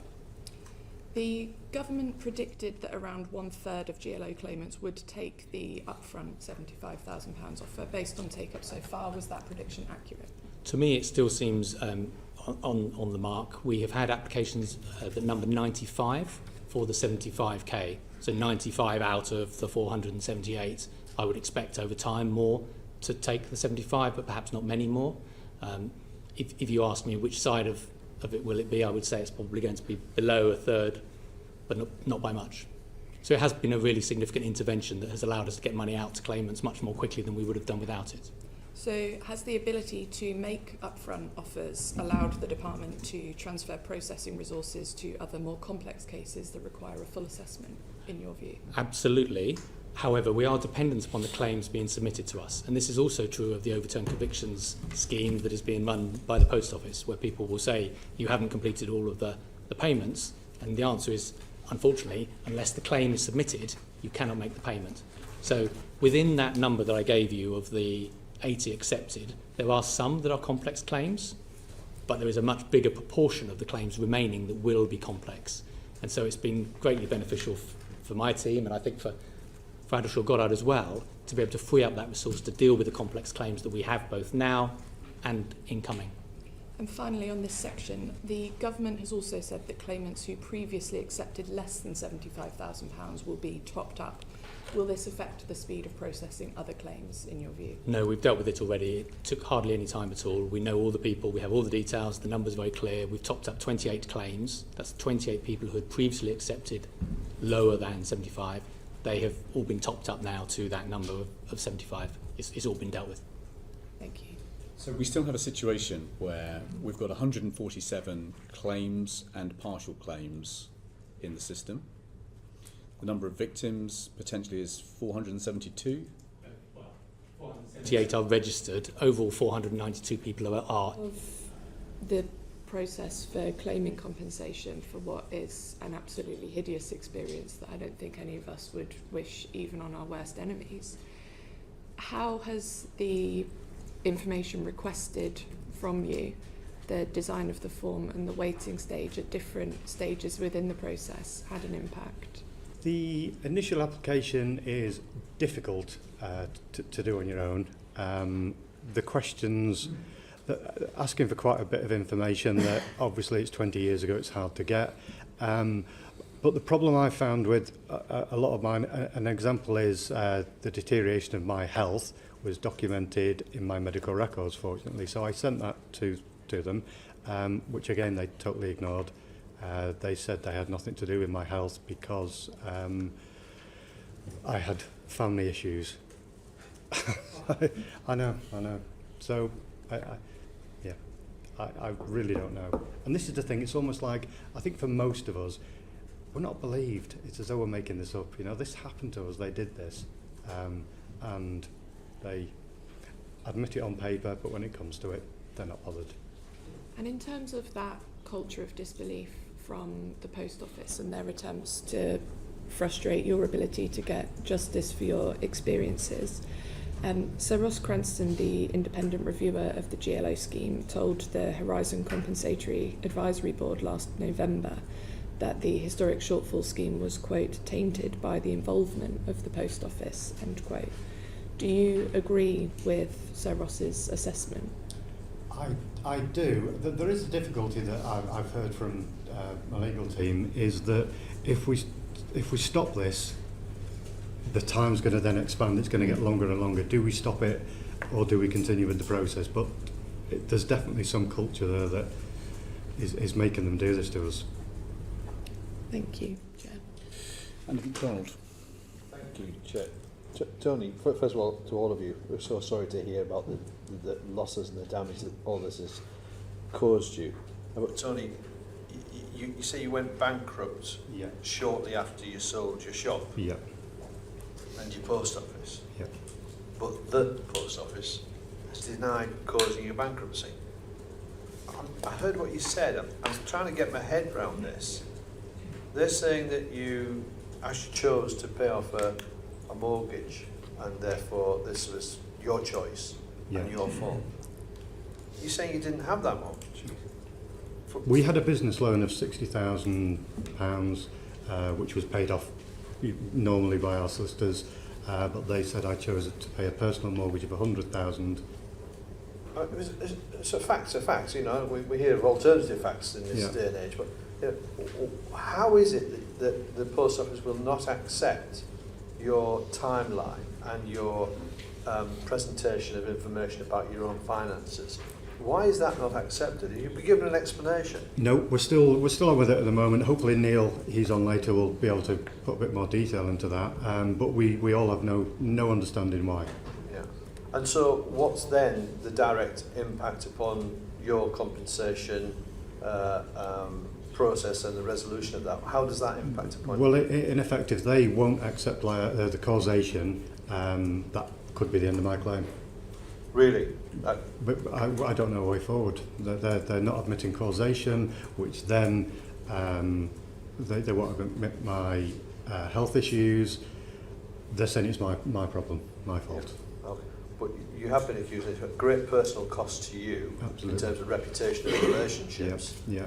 And yet there's also a denial that it's caused you in any way, any psychological disorder as well. Absolutely. Is that being denied to you as well? Yeah, my records it's perfect. From the day I was suspended, my health got worse and worse and worse, up to a nervous breakdown. The doctors had put in that the stress of the post office, the stress of the bankruptcy had caused my illness. The post office chose to ignore all of that, and they said that I had family problems, and there was another thing I can't remember the other thing. Oh, they referred to a letter of 12 years later to say that I had bipolar tendencies. Well, people do have pre-existing conditions and they have families. Yeah, I had no pre-existing conditions. You didn't have any pre-existing conditions? None at all. This is just becoming utterly They referred to a letter 12 years later. I'm with you.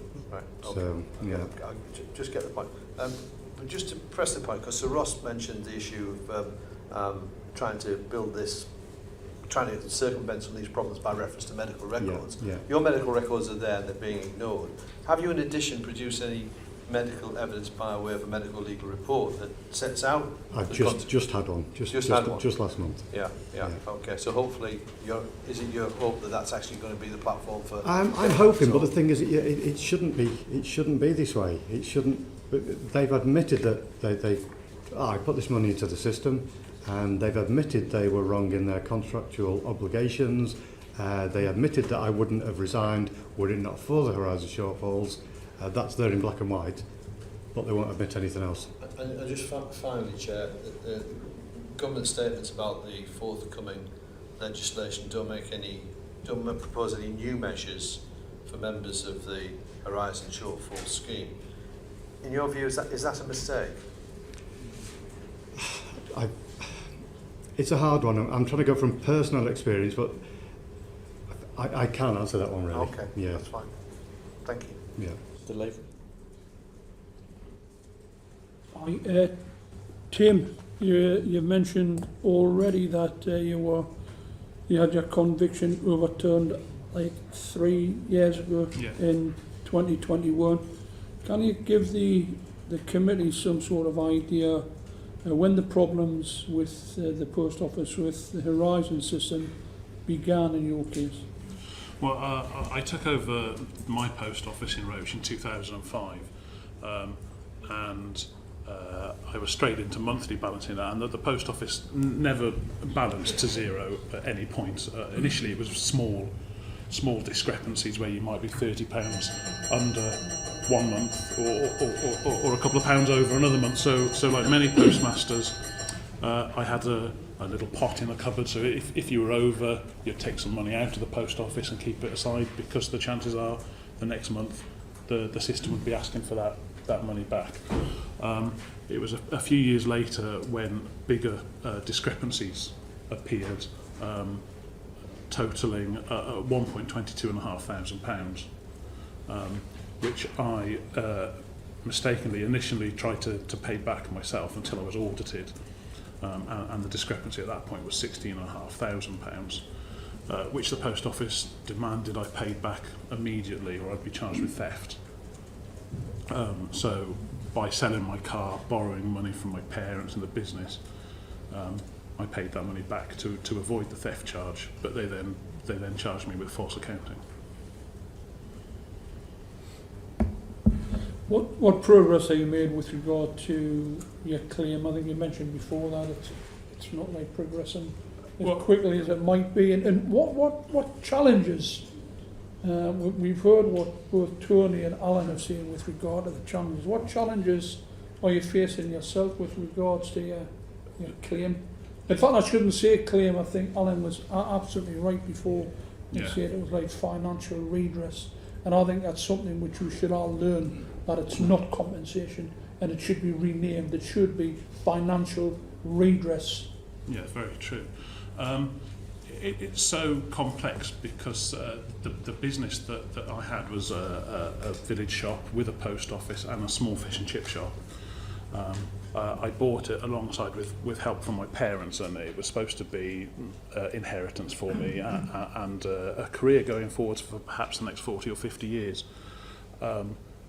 We've had to evidence every kind of loss that we're claiming for since I was prosecuted and removed from that post office. I didn't just lose the post office salary at that point.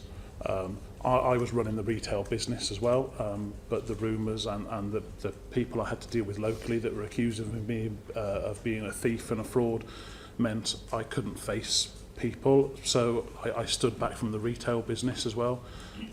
Also in a small community, many people stopped using the shop because they saw us as fraudsters or thieves, so the business, not just at the post office, the retail and the food side of it suffered greatly as well. We haven't got all of the documents and information from 15 years ago. We've had to have forensic accountants go through my accounts, through the business accounts, through my parents' accounts.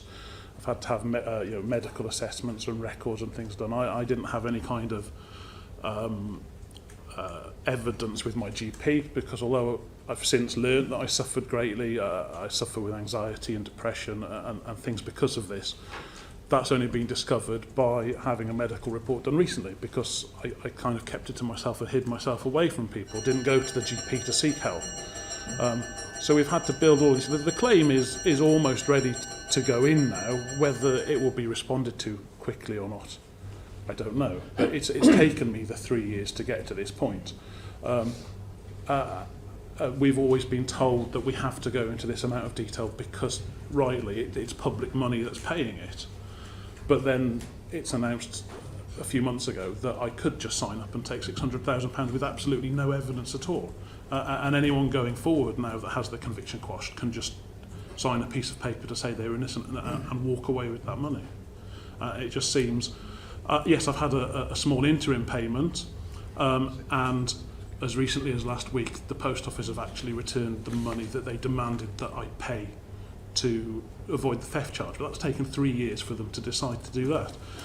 It feels like I get sort of a picking at crumbs from the table, as it were, and it always seems that before there's a large event, whether it's the inquiry restarting or a committee like this, that an announcement is made from government or post office to try and placate us or offer us something that just seems to continue that cycle of waiting. Since 2023, those with overturned convictions have been offered £600,000. Yeah. Do you think that's to settle full and final? Yeah. Do you think that'll speed up the process and what might actually speed up the process? Well, for some people, if people were very close to retirement or perhaps had small losses or not a huge impact on them, if your claim was judged around that or below it, then that would speed that up. But for many people, like myself or other people who suffered perhaps worse, people did prison sentences, people lost loved ones because of this. £600,000 doesn't come perhaps anywhere near to compensating or redressing them. They still have to go through this extended way of doing it and have their claim fully assessed. I don't think this question's been answered. Any of the hearings we've had. Can I ask you a personal question each of you? What was your salary when you last worked for the post office? Mine was just under £20,000 a year because it was a small one-counter retail business. 20? Mine was around about 26,000. Alan? The office remuneration was about 43,000. So basically it's a pittance you're working for. In many ways it could be described as under the living wage. Yeah. Absolutely horrendous. Thank you. Just briefly, very quick one, Tim. In fairness to the Minister, I think I did hear that you could avail yourself of an interim settlement up to £450,000 in circumstances such as yours, where it may be that the sum ultimately due to you is significantly more than £600,000. Has that been explored in your circumstances, or are you aware of people taking up that offer of an interim of £450,000? Well, yeah, that offer is very recent, and that interim payment should come when the claim is submitted, and hopefully mine will be submitted very soon. Of course, that £450,000 is minus any interim or payments that you've already had. Yeah. Which is welcome. Yes. The £600,000 is an awful lot of money to most people, as is the £450,000, and that would help me in my situation while the full claim is assessed greatly. But myself, I've got a baby due with my first partner in June this year. I don't want interims or steps. I want to be able to not worry about the post office and not think about it nearly every day. I want to put it behind me and move on with my life. Okay, thank you. Thank you, Chair. I'd appreciate all of your thoughts on this. Whilst you're not with the post office now, I assume you've got friends and former colleagues who still work with the post office, and you yourself still have a relationship with the post office as you go through this process.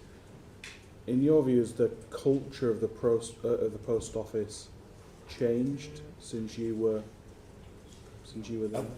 No, it feels like they either think we've somehow got away with something, or they don't believe our version of the story. Anything positive about the change, or No. Okay, thank you. Palsy. Okay. Thank you. My question follows on a little bit from Mr. Higginbottom's. And I want to ask you about the leadership of the Post Office. So you've been involved for 20, 25 years, in which case there have been various changes in leadership. Has at any time the arrival of a new chairman or a chief executive led you to think, there might be somebody new in charge, that may change things? Perhaps Mr. Bates has given your experience in the matter. I think over the years I've been dealing with Post Office, the culture has always been Post Office. It hasn't changed, it's been the same for donkey's years. It will not change, and you cannot change it. My personal view about Post Office is it's a dead duck, and it has been for years, and it's going to be a money pit for the taxpayer for years to come. And you should sell it to someone like Amazon for £1, get really good contracts for all the serving sub-postmasters, Right. and within a few years you'll have one of the best networks It's a around. very radical proposal, and not one I'm sure that My view. not one I'm sure that many of our constituents would be comfortable with. But interesting that it comes from you. So I want to ask you about sort of the more recent leadership. I mean, did Mr. Reid's leadership at any time give you any comfort to think that here's a new guy, he's got a retail background, he's going to get stuck into sorting out these problems for us? With all of us, well, from my perspective and those I've been involved with, it's not about words, it's about deeds. And we've seen no deeds that have changed anything in there. All we hear are these words all the time about, yes, this has changed, yes, we're doing this, yes, we're doing that. But nothing's changed. In the matter of words, we've had this claim by the previous chairman that I think have been pretty substantially refuted, but that the government had told him to delay payments. Do you think there's any truth in that might have happened? It wouldn't surprise me. I don't know factually one way or the other, but I mean, it does seem to be the way things are going. Right. Well, we've got Mr. Staunton in front of us later on, and we'll have the opportunity to challenge him on that then. But what perhaps I might ask, perhaps Mr. Brentle and Mr. Downey, when you heard those remarks, what did you think? It makes sense. It makes sense that, you know, things are slow, that they seem to be held up. They go into the machine, they sit there for months and months and months. It does seem that way. Okay, Mr. Brentle? Again, I don't know one way or another. One thing that definitely, for people in my position, seems to cause delay is the layers of people that we have to deal with. I know from talking to my legal team, perhaps they agree something in principle with the Post Office, who we're dealing with directly, has overturned convictions.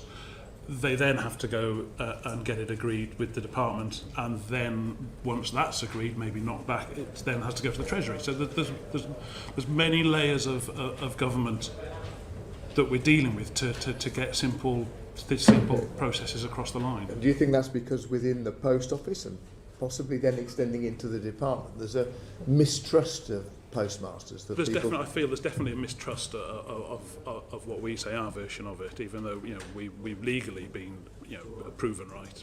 And Mr. Bates, we've got the Minister in the room with us today, who's stood at the dispatch box in 2 or 3 occasions now and said that he really wants to get the money out to the postmasters. Do you believe him, and B, do you think he's making a difference? What will make a difference is seeing the money coming out, and then I'll be able to believe him in that case. But I mean, the more it just is, it's unfair on too many people. And it's been going on for far too long. I don't know what can be done to speed it up. You've got to get rid of the bureaucracy in there. You've got to slim down the processes in there, and people are going to have to take other people's words. Interesting, an observation of, you know, from the earlier witnesses was the fact of how much time was spent on someone signing off finally an offer, and how little time.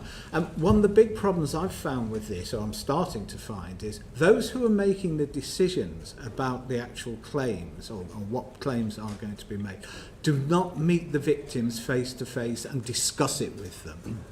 It's all done from an ivory tower from someone else and ticking a box, and that's it. Their job's done out the way. And does that lead to a lack of understanding of the position that you and your colleagues face? Yeah, it is, and I can explain that perhaps in a way hopefully you'll understand.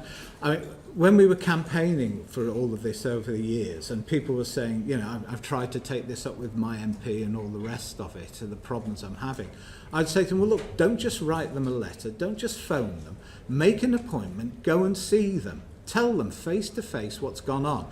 And I've heard from many people that what was meant to be a 15 or 20-minute surgery session has turned into a couple of hours because they've been so concerned about what they've heard face to face. And I think that makes a big difference. Pretty sure that my colleagues sitting around this horseshoe would agree with that. That if we hear somebody's account on a one-to-one basis, we've got a much better understanding than of something than we receive an email. So just one thing, you suggesting about taking the post office out of the process, but we need information from the post office, don't we? This bit about disclosure, I think we've had some evidence in the previous session that perhaps the post office isn't providing that information as fast as it might. But how would the situation exist without them providing information? They have to be in there, but I take the control of it out of post office. I will put somebody in there or a team in there to actually manage them and drive them forward to do it. And the post office premises, yes, and to literally to do that. Investigators of some sort. Of some sort. All right. Give them some real power. Okay. Thanks. Chair, can I just Briefly, yeah, Mr. Lavery. It's really interesting what you're saying there, Alan. In my constituency, there wasn't anybody come forward till after the ITV dramatisation, not one. And there's a number come forward since then. But there's also people who are newer, who I didn't realise had been part of the scandal. They've kept it very quiet because they're very shamed at what they were accused of. They paid money back, and I've asked them to come and see us so we can assist them to put claims forward, and they're very, very reluctant. I've been meeting them 3 times, and there's been cancellations, and I just feel as if, you know, on some occasions people are not, under any circumstances, regardless of what happened to them, whether it's the same as what happened to Tim, Tony or yourself, are just not going to come forward because of they want to draw a line under it, get it put behind them, and not resurrect it again, regardless of how badly they were treated. I think that's a fair assessment, isn't it? It is true. It's happened with many cases, and it's been a real struggle to try and get people to come out of the way. But all we can do is, you know, keep sending the message out. Come and speak to some of the friendly legal teams that are involved in this, and they'll look after you and take you through the process. And do come forward, because this is the right time to come forward for anyone. I just want to check a couple of common problems that have been flagged with us. So lots of victims have said to us that when they're asked to apply for redress, it's almost like they've got a blindfold on because they haven't got the information. Often the post office has got the information, but they're having to submit a claim form without that information. Is that a common problem? Well, doubt was always meant to be in favour of the claimant. I'm not sure that's happening. The second issue that's come up a lot is that when an offer is given, it's a bit of a black box as to how that's been worked out, because there's no standard tariffs, for example, calculating reputational damage, and it's really difficult, therefore, to assess whether what's been tabled is in any way fair, because there's no explanation for how the offer's been put together. Is that a problem? Well, the claims fall into two. I mean, the lawyers are better to speak to you about this, but I mean, it's the pecuniary and the non-pecuniary, isn't it? The items where they paid back money or it's lost to the house. It's the other side that causes the problems normally. It's the stress, the problems that have caused psychologically to people on all that side, where it's a lot harder for them to take those issues forward. And then we've got this kind of David and Goliath struggle whereby claimants are given maybe £1,200 of legal advice, but you're up against one of the biggest law firms in the country contesting your claims. There's an inequality of arms there when it comes to getting the final claim sorted. I think you're referring to the HSS scheme there in particular. I really haven't had a lot to do with that. I'm just concentrated on the GLO and the 500. Is that an issue for the GLO scheme as well, though? It's different because there's a different legal fee structure in there as it goes forward. And in fairness, I think the lawyers are dealing with most of the issues along the way. Tony or Tim, anything else to comment on those kind of common problems that have come up? No, I have to say my legal team have done way more than £1,200 worth of work, and they're spot on. Yeah. I did put the application in on my own, and I got no legal assistance until I got an offer. Right. But then it's all been fine. Okay, Tim. Well, yeah, I can't really comment because my claim hasn't gone in yet. I don't know what the reaction to it's going to be. Okay. Mr. Guys, did you want to comment anything else? It is very briefly again, Mr. Bremner, obviously you fought fight of your life essentially when it came to getting your conviction overturned.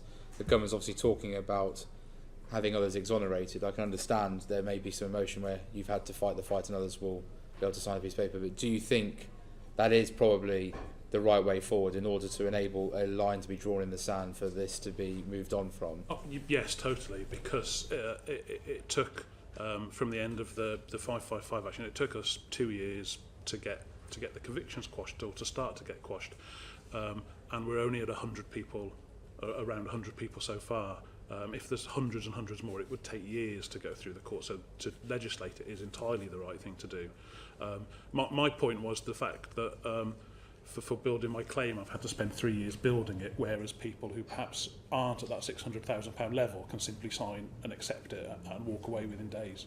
I think for me, finally, Chair, sorry, it's just obviously in our pack of Appendix 7, which is Mr. Reid's letter to the Lord Chancellor and the Secretary of State for Justice. We've heard a lot about the culture of the Post Office not changing. I'd find this letter quite extraordinary, that Mr. Reid has written obviously to the Lord Chancellor effectively, and I've read it this way, I'm happy to be proven wrong, that the Post Office is slightly nervous about the idea of quashing all convictions because they fear that there are those who they still think should actually be found guilty of their crimes, and to say that there's very significant public and parliamentary pressure for some form of acceleration or bypassing of the normal appeals process, I find shows sadly that even under new leadership, victims are still being treated with caution and suspicion, which is not going to lead to others maybe coming forward when they should be entitled to. Yeah, well, the old ratio is in our law. Surely it's better that 10 guilty people go free, isn't it, than one innocent person suffers. Totally agree. Just a final question, really, from me.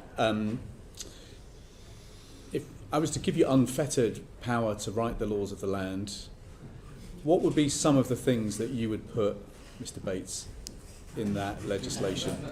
Funny you should mention that, because I was thinking one of the ways to try. It's just that we've got a bill coming towards us quite soon. I'm quite interested to know how you would like us to amend it. Well, I just slightly step back on that. It's funny, one of the ways I had thought of trying to resolve all this issue, if this carries on much longer, is for all of those in the GLO scheme to stand as MPs, and then when the next election comes, then we'll sort it out once and for all.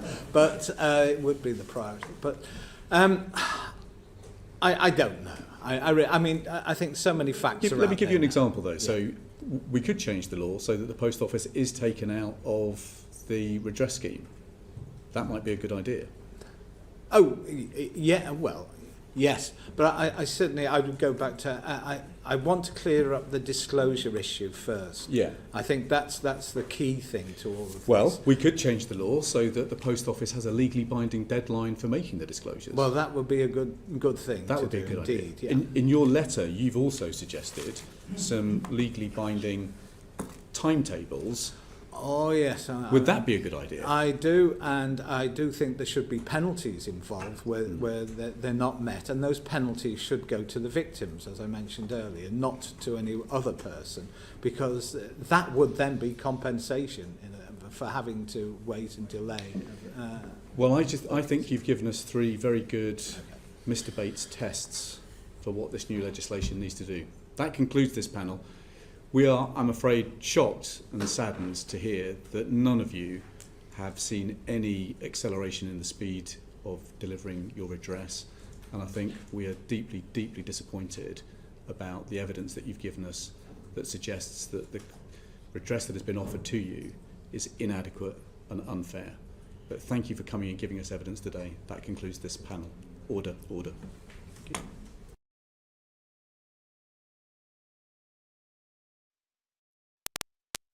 The proceeding is currently suspended.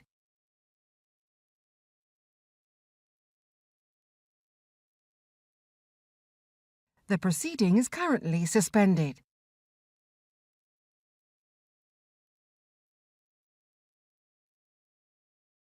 The proceeding is currently suspended.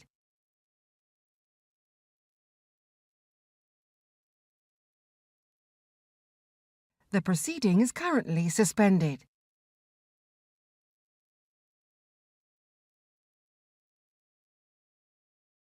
The proceeding is currently suspended.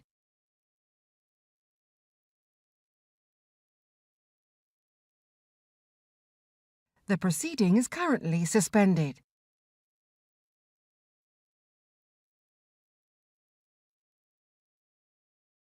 The proceeding is currently suspended.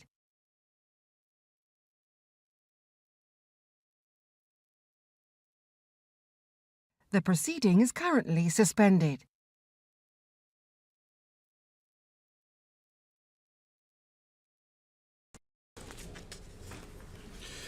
Order. Welcome to this third panel of the Department for Business and Trade Select Committee inquiry into fair and fast redress for sub-postmasters. I'm very grateful, Dr. Neil Hudgell, James Hartley, for joining us today to provide your legal expertise to the committee. We're going to try and move through our questions quite quickly, and I'll be grateful I can start with Julian Marsden. Thank you very much, Chair. So, to both of you, could you outline your role in the Horizon compensation process and describe in broad terms the clients whom you are representing? May I start with Dr. Hudgell, please?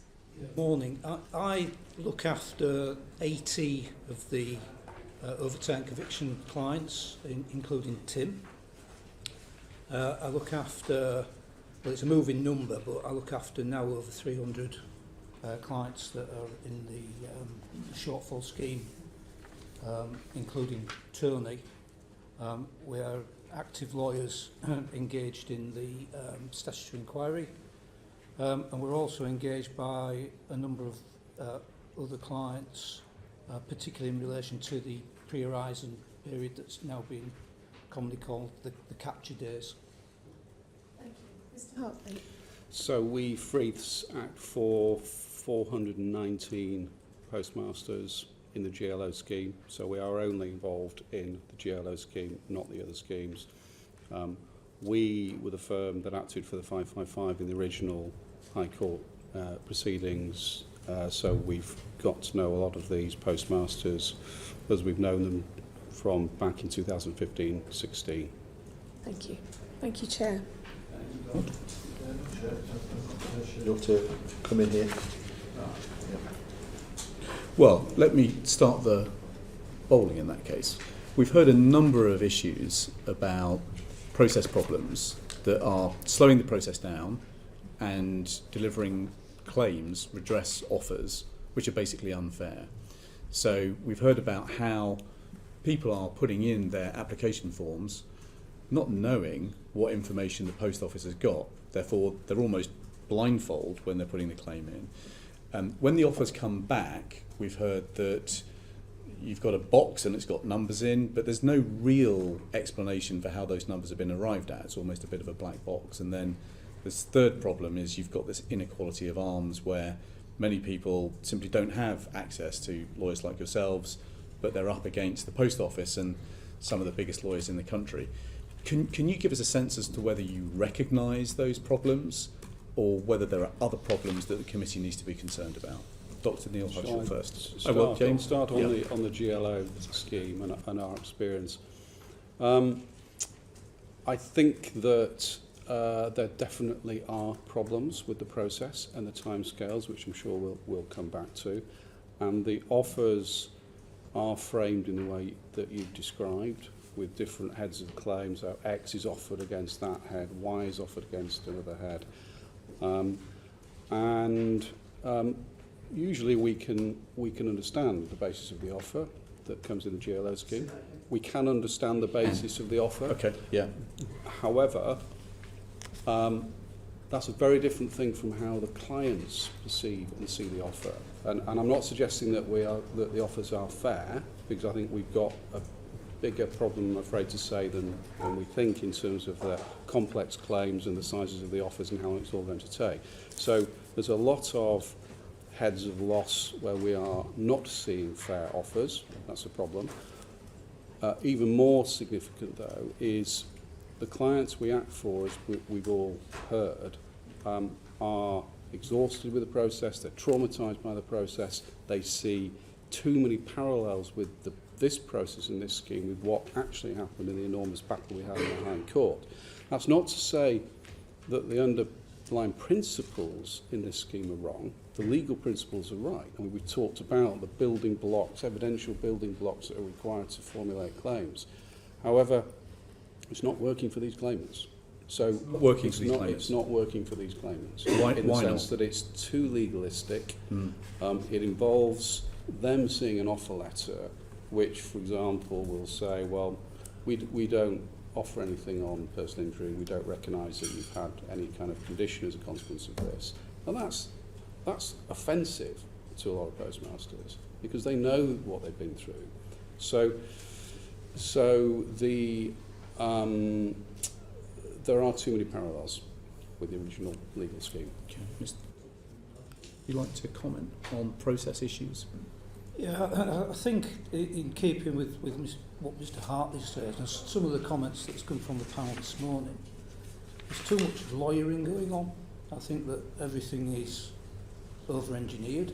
I equally think that one of the keys to resolving all this is to think creatively in the way that the Minister did with the £600,000 proposal. Because at the heart of all this is the victims and what the victims want. And what the victims want is closure, which means something that's fair to them and doesn't involve a micro-analysis of every item of the claim that's advanced. And I think one of the real problems that we have is that we're being asked to prove things that are self-evident. And I'll give you a tangible example of that. So, over the last 3 years, we have submitted into Post Office 100 medical reports that have a common theme about people being traumatised, damaged, suffering from all sorts of psychiatric diagnosis. And it's self-evident that if you've lost your job, lost your home, that you will have those losses.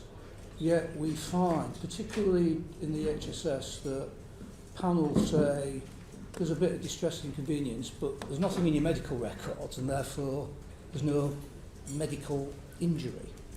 And anyone who knows anything about personal injury knows in about half the cases, people don't go to the GP when they've got some psychiatric diagnosis, they keep it to themselves.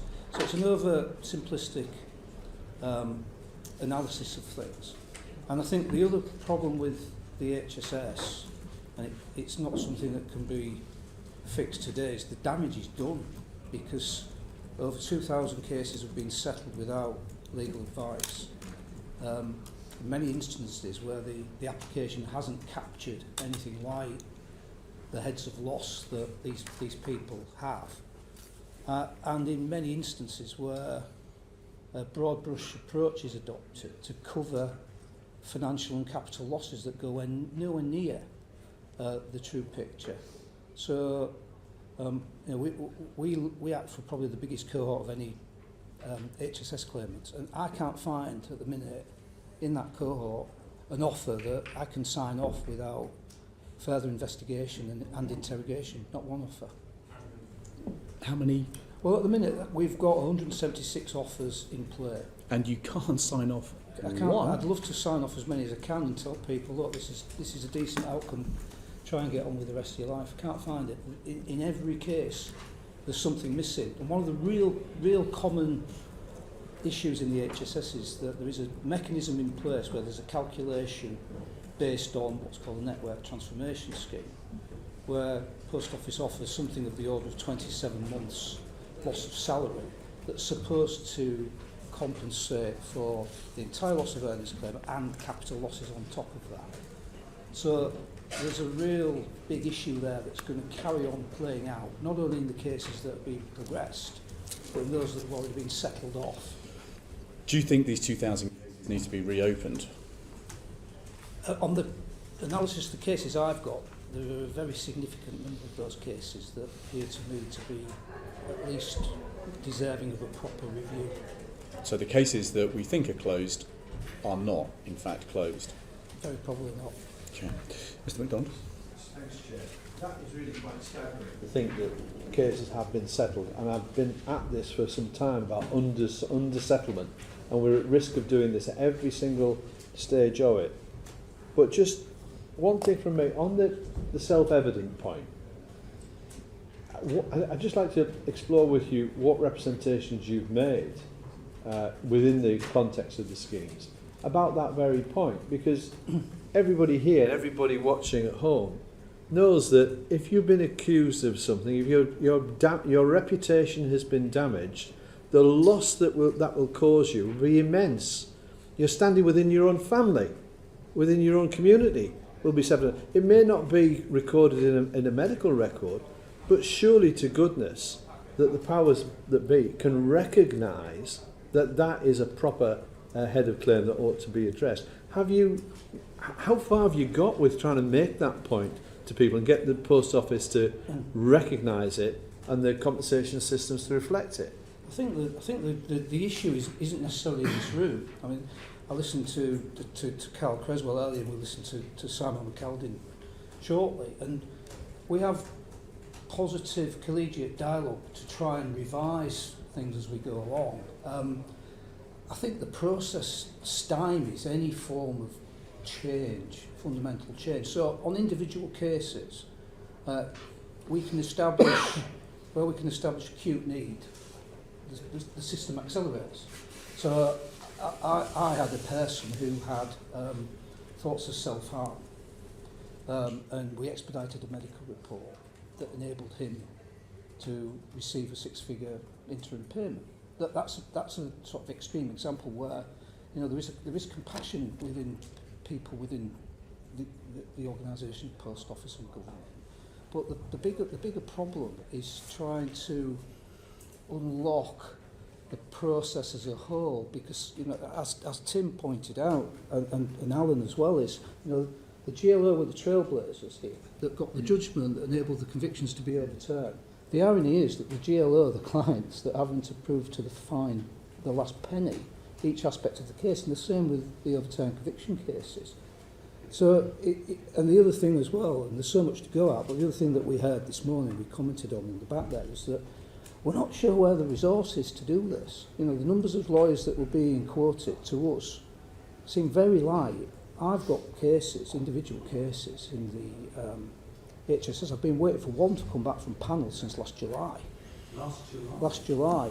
And the problem with the scheme is when you sign up to a scheme, you sign up to the rules of the scheme that have no deadlines that are established within that scheme. So once you're in it, and you're stuck with it. So Tony actually, his case is much longer than he set out this morning, because Tony tried to apply in 2020, was told that the scheme was in fact closed, but then it was reopened. But I've other clients that were in Tony's position that waited 2.5 years for an offer, and these were people with bankruptcy that were at the most complex end of things and probably in the greatest greatest need. So is it your view then that a scheme, however well constructed, especially for those early participants and those who are not represented, runs the very severe risk of people undersettling the true value of their claim because of developing knowledge and increased competencies as the schemes progress? And if that's the case, surely all of those need to be looked at again. It's difficult because, of course, we're so far down the line. To start to unpick things is going to build further delay into things, and ultimately, what these people want is resolution. Absolutely, but full and final settlement, full and fair settlement is what we've been told constantly. How is it consistent if people are going to be in receipt of a settlement figure that is far short of what they are truly entitled to receive? Compensation, as we know, is to put people back in the position that they would have been had the insult not occurred. That's not happening here. Well, you know as a lawyer 30 years that you have schedule loss, counter schedule and discussion. It can happen quickly. It just doesn't happen quickly here. Thank you, Chair. Thank you, Chair. Mr. Hartley, the government has argued that the main constraint on pace for the GLO scheme is the speed at which claimants' lawyers can produce claims. And we've heard in earlier evidence that it's taken perhaps 3 years in some cases to get to the point of being able to submit a claim. Following Alan Bates' evidence earlier, do you have a view on why the Post Office waited to start the process of disclosure until such time as claims had been made, given that they knew exactly who the claimants were likely to be?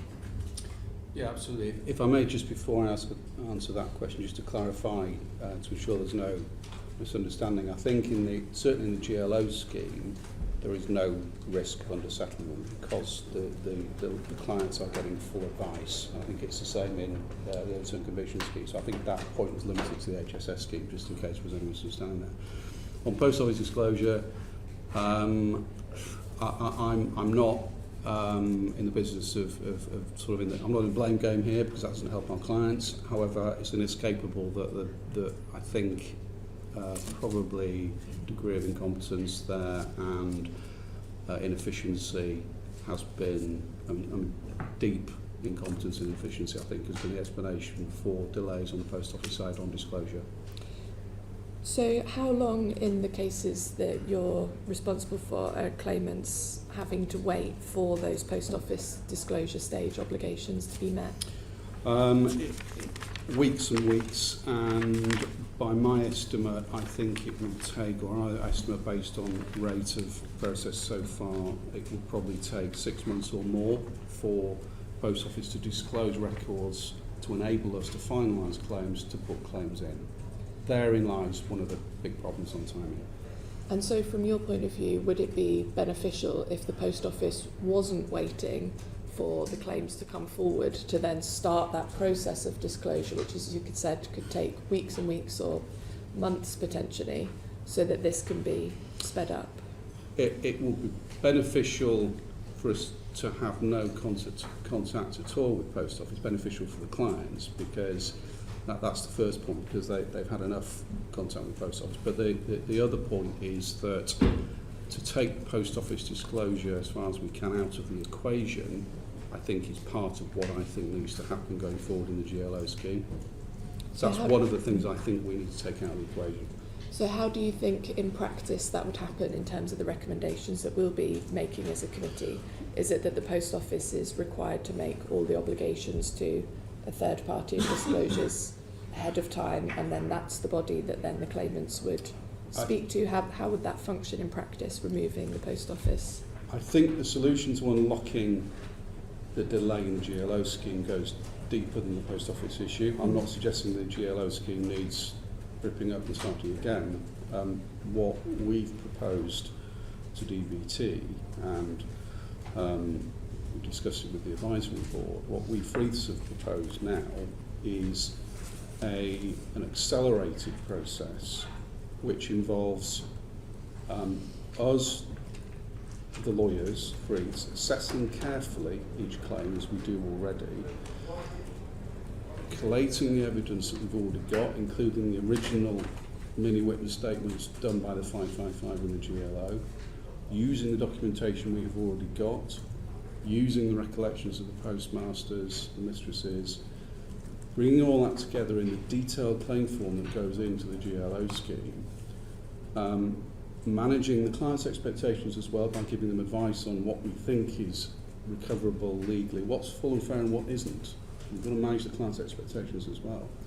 If we were then able to submit that claim without having to obtain accountants' input on many cases, in some cases without having to obtain medical reports, if we think that what's been experienced by the postmaster is self-evident, we've already then taken out potentially Post Office disclosure out of the process, potentially obtaining accountants' reports in many cases, not all cases, and potentially medical reports as well.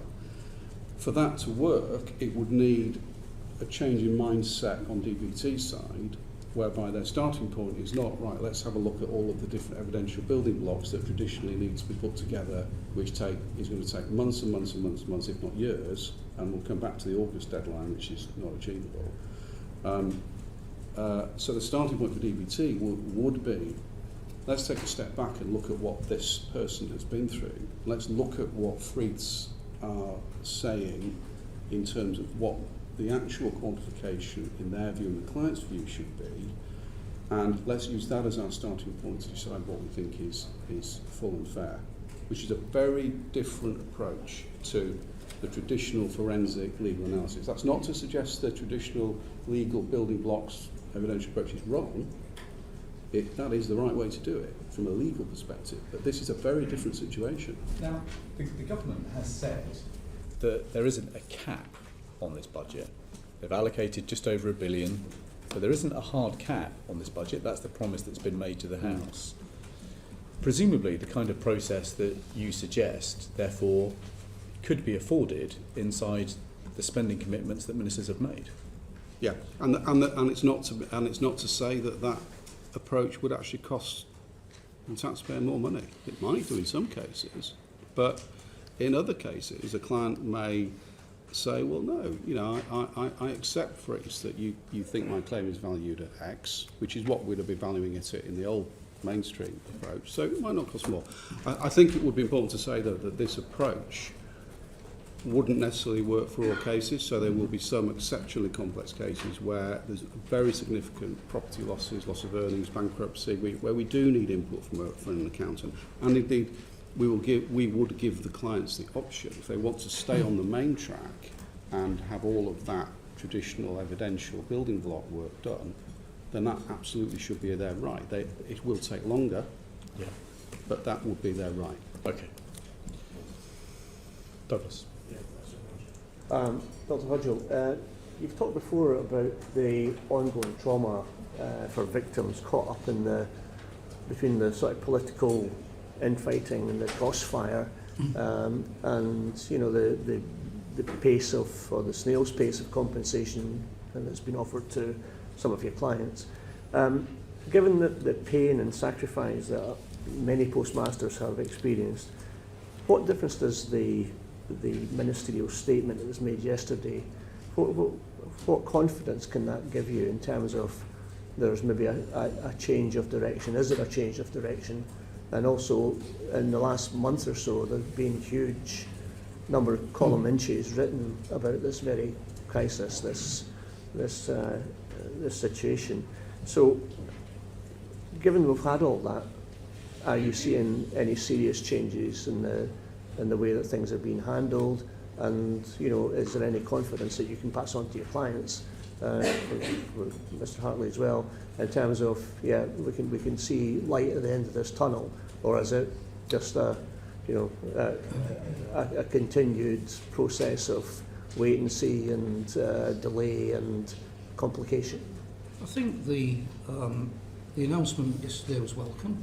It essentially followed discussion with claimant lawyers, so the Minister listens, and interim payments will help. But you heard Tim, and Tim's having a baby in June and wants closure. So all these things help to mitigate the bigger problem, and the bigger problem is around the over-engineering, layers of bureaucracy and lack of resource to tackle this. I think just to touch on one other issue, that certainly in the overturned conviction cases, the speed of that is way too slow.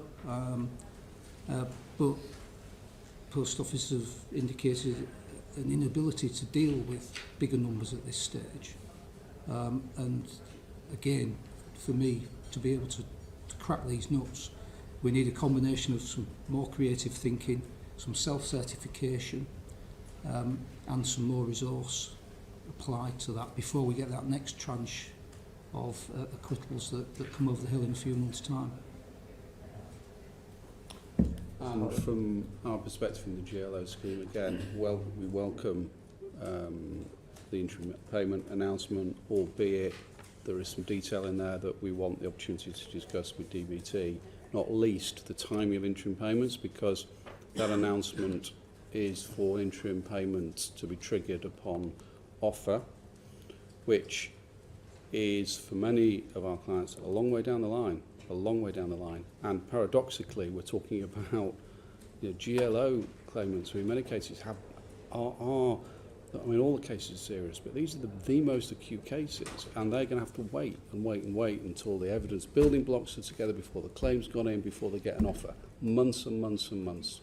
So welcome, but too slow. And I think the other point I would make is that there is a need for something radical in the GLO scheme along the lines I've described for us to make a difference here.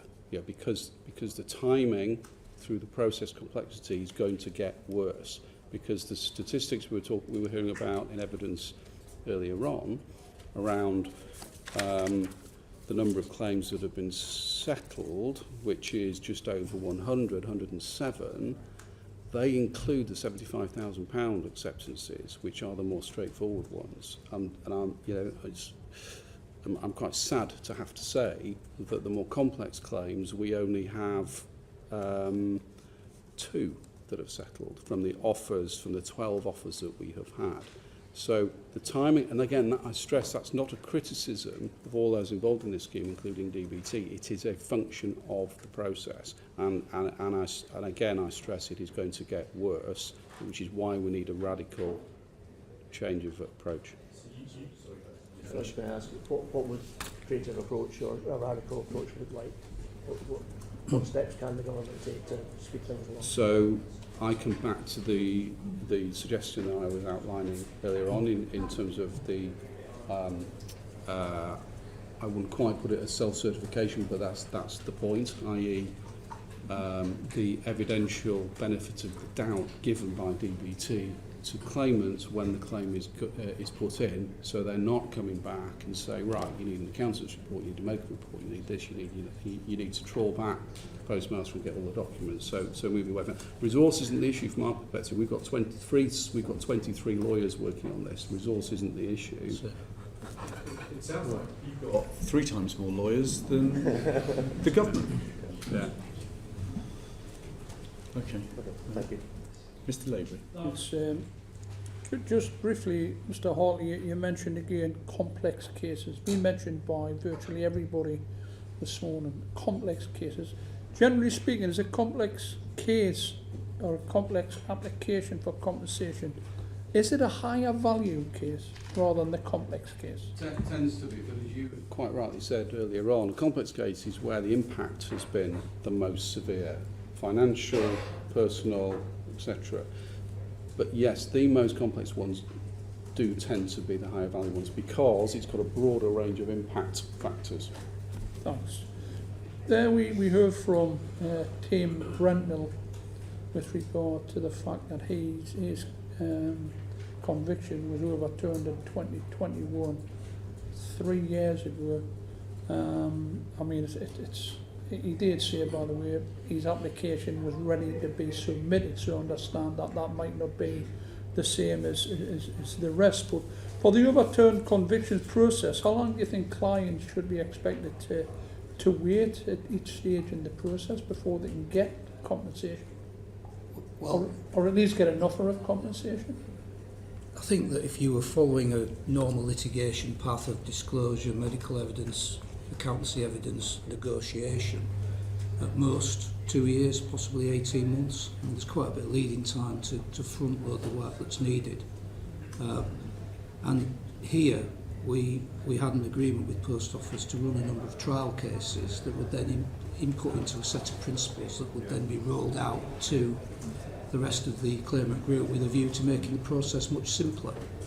But it's been a very painful journey to get from April 2001 to February 2024. What's the blockages, Mr. Hudrow? What's the main blockages from just simply getting compensation into the pockets or the bank accounts of the sub-postmasters? Well, it's been on the drip. So there's initial interim payment, and then the non-pecuniary losses are typically sorted following an early neutral evaluation with Lord Dyson. So most people have had 2 or 3 interim payments, but the real blocker is the amount of time it takes to nudge any significant progress along the line. So correspondence routinely takes a number of months to elicit a reply.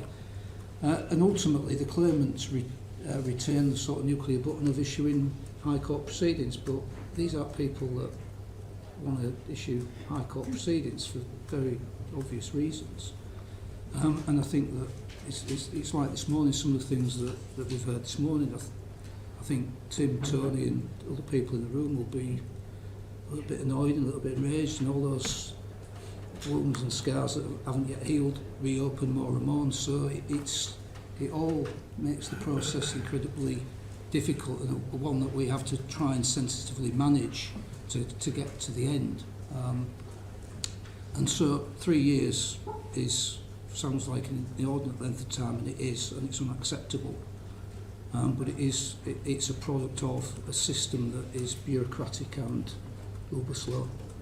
You know, the people who you represent who have actually received compensation and accepted the final settlement of financial redress. Are the majority of them happy with that? Well, I think you've got to look at it in the context of that these are sort of badly scarred people, and that nothing is ever enough. But adopting established legal principles for some £600,000 is worth more than the sort of amount that they would get if they went through a court process. And for some, it is closure. And this is where we get to this whole idea about sort of trying to suck the last penny out against what is that number for somebody to be able to walk away and get on with their lives. So, you know, the sooner we get an offer on the table for the people that are still waiting in the overturned convictions scheme, the sooner we can start to bring closure to some of those people. How do you compensate for a family member who's taken their own life, who's committed suicide? How do you start trying to even compensate for that? It's horrific. It's horrific to hear it, and we hear it so many times because those people are as proximate to what's gone on as the sub-postmaster. In some instances, and every case is unique. I had a chap who went to prison and said, actually I had it a bit easier because my wife had to go out in the community and face the tittle-tattle. And the problem with that, of course, is at the minute there is no mechanism for family members to be compensated. The nearest you can get to it is, in effect, the psychiatric effect of their suffering and how it impacts on the sub-postmaster. But there's a whole cohort of claimants. In the same way, this is something else that will no doubt come under the torture scrutiny at some point. There are other victims from pre-2000 under what's classed as the capture period that will no doubt need to be looked at some point. But there are very many other victims that sit outside those that are currently compensatable that perhaps in due course ought to come within focus. Just a final question. There's a whole number, I bet there's hundreds of individuals who weren't employed by the post office, weren't employed by the sub-postmasters, but they were employed, for example, by the news agent where the post office was situated. But their contract with for example, the news agent stated that any shortfall in the accounting procedures for Horizon was to be met by themselves. I know I've met a number of people who were in that position. What compensation scheme, if any, actually covers these people? Well, I have a tangible example of that myself. I have someone that was employed on that basis, obligated to pay the shortfalls, and the scheme has turned down the application even though it's supported by an authority signed by the sub-postmaster. So again, another subclass of victims that have no redress. If I may just add on the family members point very briefly, because we've got the same challenge in the GLA scheme. I think there's absolute lack of clarity over how family members... but that's a perfect example of something that we think needs to be approached with a different starting point, not a legalistic starting point where we've got to scrabble around finding case law to justify a third-party claim, but actually from a fairness and common sense starting point, which is where you were on that. I mean, it's a huge anomaly. Yeah. And you would think the government and all the ministers in the room this room at the time have done a fair and decent job on this. will be aware of cases like that. That's got to be put right, hasn't it? And fundamentally, though, it's not just a monetary issue, because the clients need to see an acknowledgement and recognition of that in the way an offer is formulated, rather than, oh, sorry, there's no legal basis for that. Yeah. Last question then, just on current pace, how long do you think it's going to take to see full and final redress for the victims? Unacceptably long for us and our clients and for everybody else. Give us a ballpark. I would say between 1 and 2 years. 1 and 2 years. Yeah. Okay, Dr. Hudshall. I'm not going to disagree with my learned friend. I'm the same. 1 and 2 years. Which is wholly unacceptable. Right. So when the bill comes to the House, we're going to have to amend it in order to make sure that there are some hard, legally binding deadlines for redress. Yes, but also the step change, radical change of the type I was referring to before, to make it, because the current process, how many deadlines are put in place, it won't be achievable because of the process. Anything to add? No, just around the fundamental rethinking of it as well. It's fine to put a fining system in place, but if all that does is generate offers on time, but those offers are not good enough, it doesn't solve the problem. Well, look, you've told us that there is a strong case that many of the cases that have actually been settled may need to be reopened. You've told us that many of the claims that you're working on are so problematic you can't accept them. You've told us that there are significant process delays, that you appear to be employing 3 times more lawyers than the government on some of these schemes, and that it's going to take 1 to 2 years at the current pace to finally bring justice. Thank you very much indeed for laying that out with such clarity. That concludes this panel. Order, order.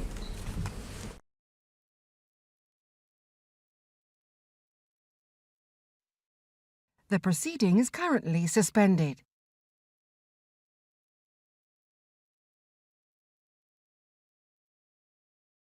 The proceeding is currently suspended.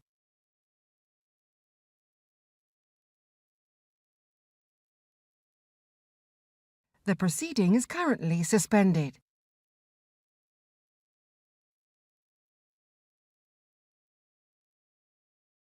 The proceeding is currently suspended.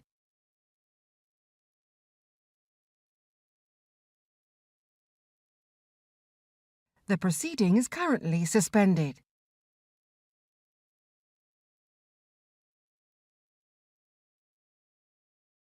The proceeding is currently suspended.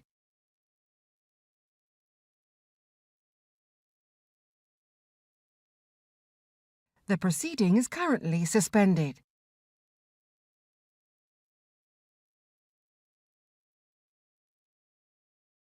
The proceeding is currently suspended.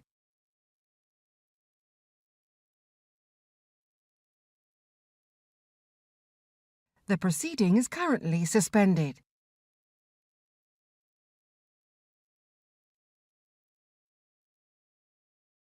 The proceeding is currently suspended.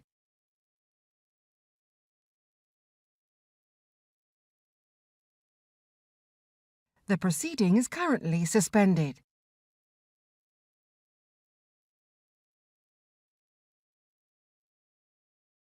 The proceeding is currently suspended.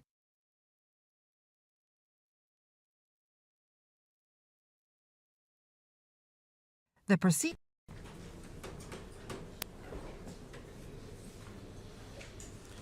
Order, order. Welcome to this panel of the Department of Business and Trade Select Committee inquiry into how we accelerate redress in a way that is faster and fairer for the victims of the biggest miscarriage of justice in British legal history.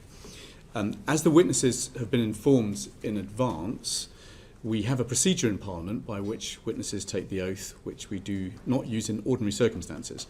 But given the context for this oral evidence session, we have decided that we will require the witnesses on this panel to take the oath today.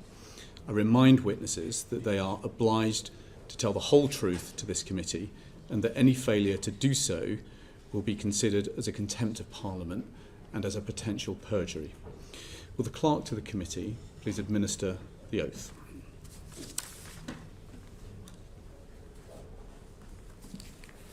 I swear by Almighty God that the evidence I shall give before this committee shall be the truth, the whole truth, and nothing but the truth. So help me God.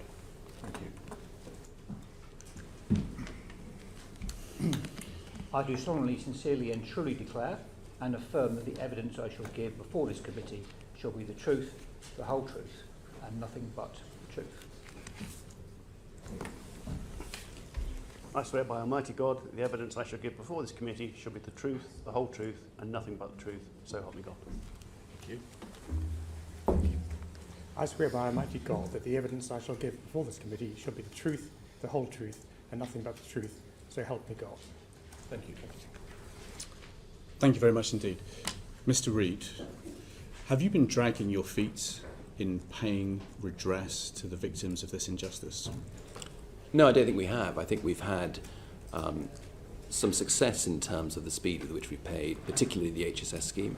And I know I've heard today many comments about the HSS scheme, but from our perspective, certainly, we believe we've completed the first tranche, which was the 2,417 of the original applicants to the HSS scheme, and we have made offers to them all, and we have, I think, in the region of 62% have already been settled.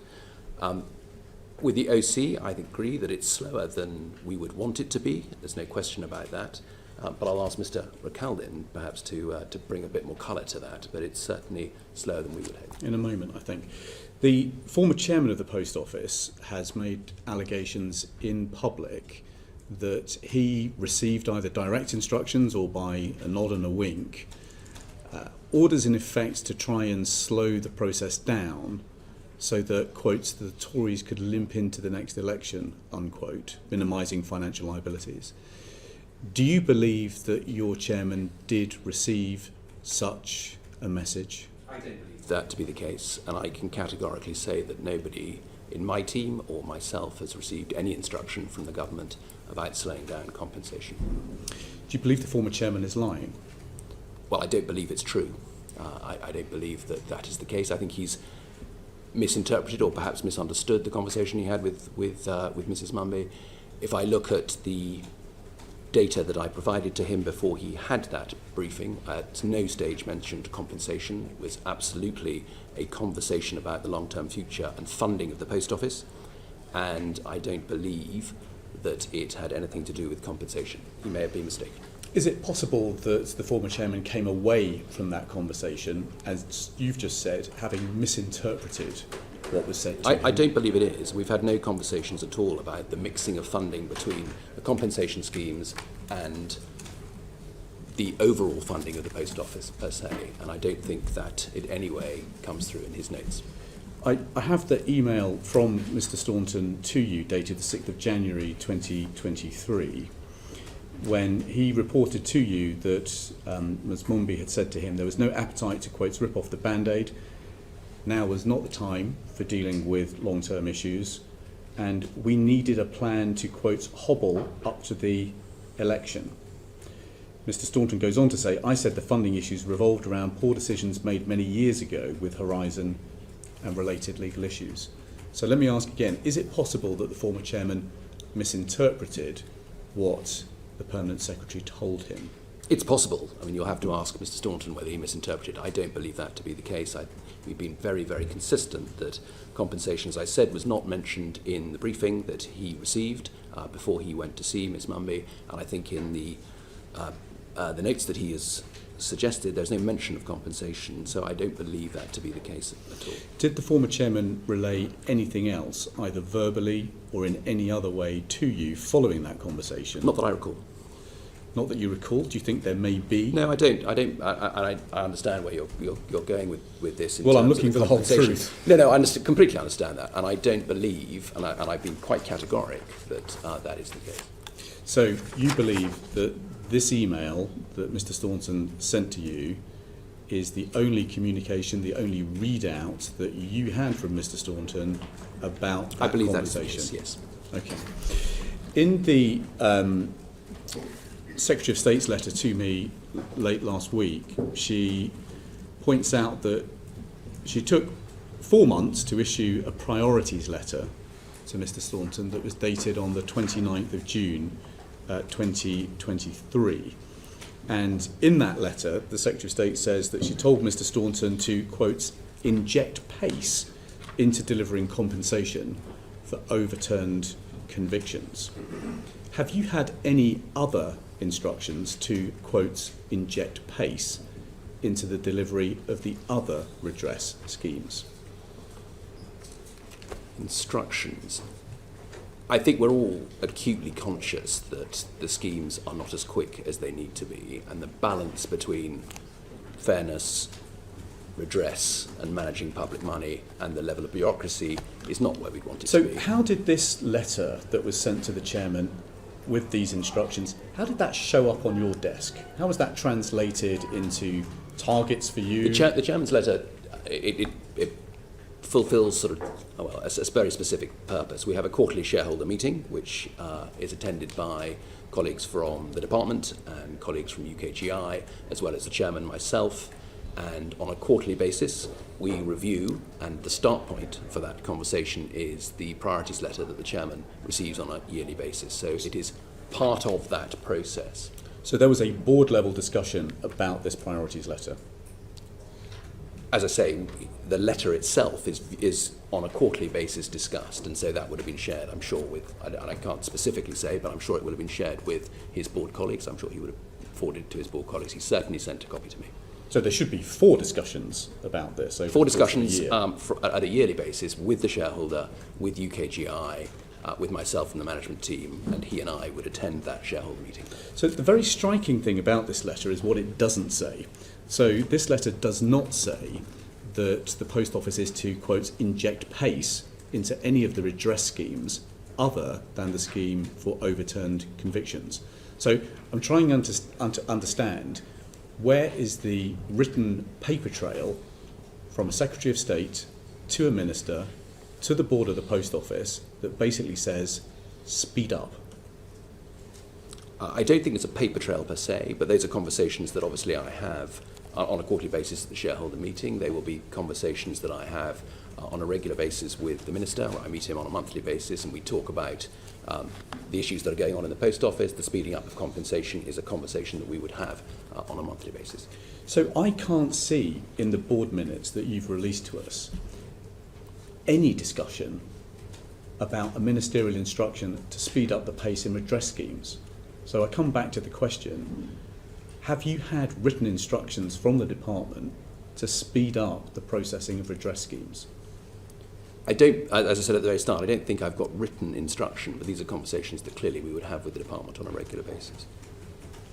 I think the committee's pretty surprised that you've not had written instructions to speed up the resolution of redress in one of the biggest miscarriages of justice in British history. I think it's an absolute given that that is what we are trying to do. We're all acutely conscious. I've said it here in this room with the department with the well, select you committee. say you're acutely conscious that it's what we're trying to do, but I'm looking at the budget for overall redress of just over £1 billion, which you set out in your letter to me. Yes. Only 20% of that money has been paid out. 80% of the money hasn't been paid out. So I'm trying to understand how acutely conscious you are of the need to get the money out the door. Very is the short answer to But you've that. had no written ministerial instructions to that effect? Correct.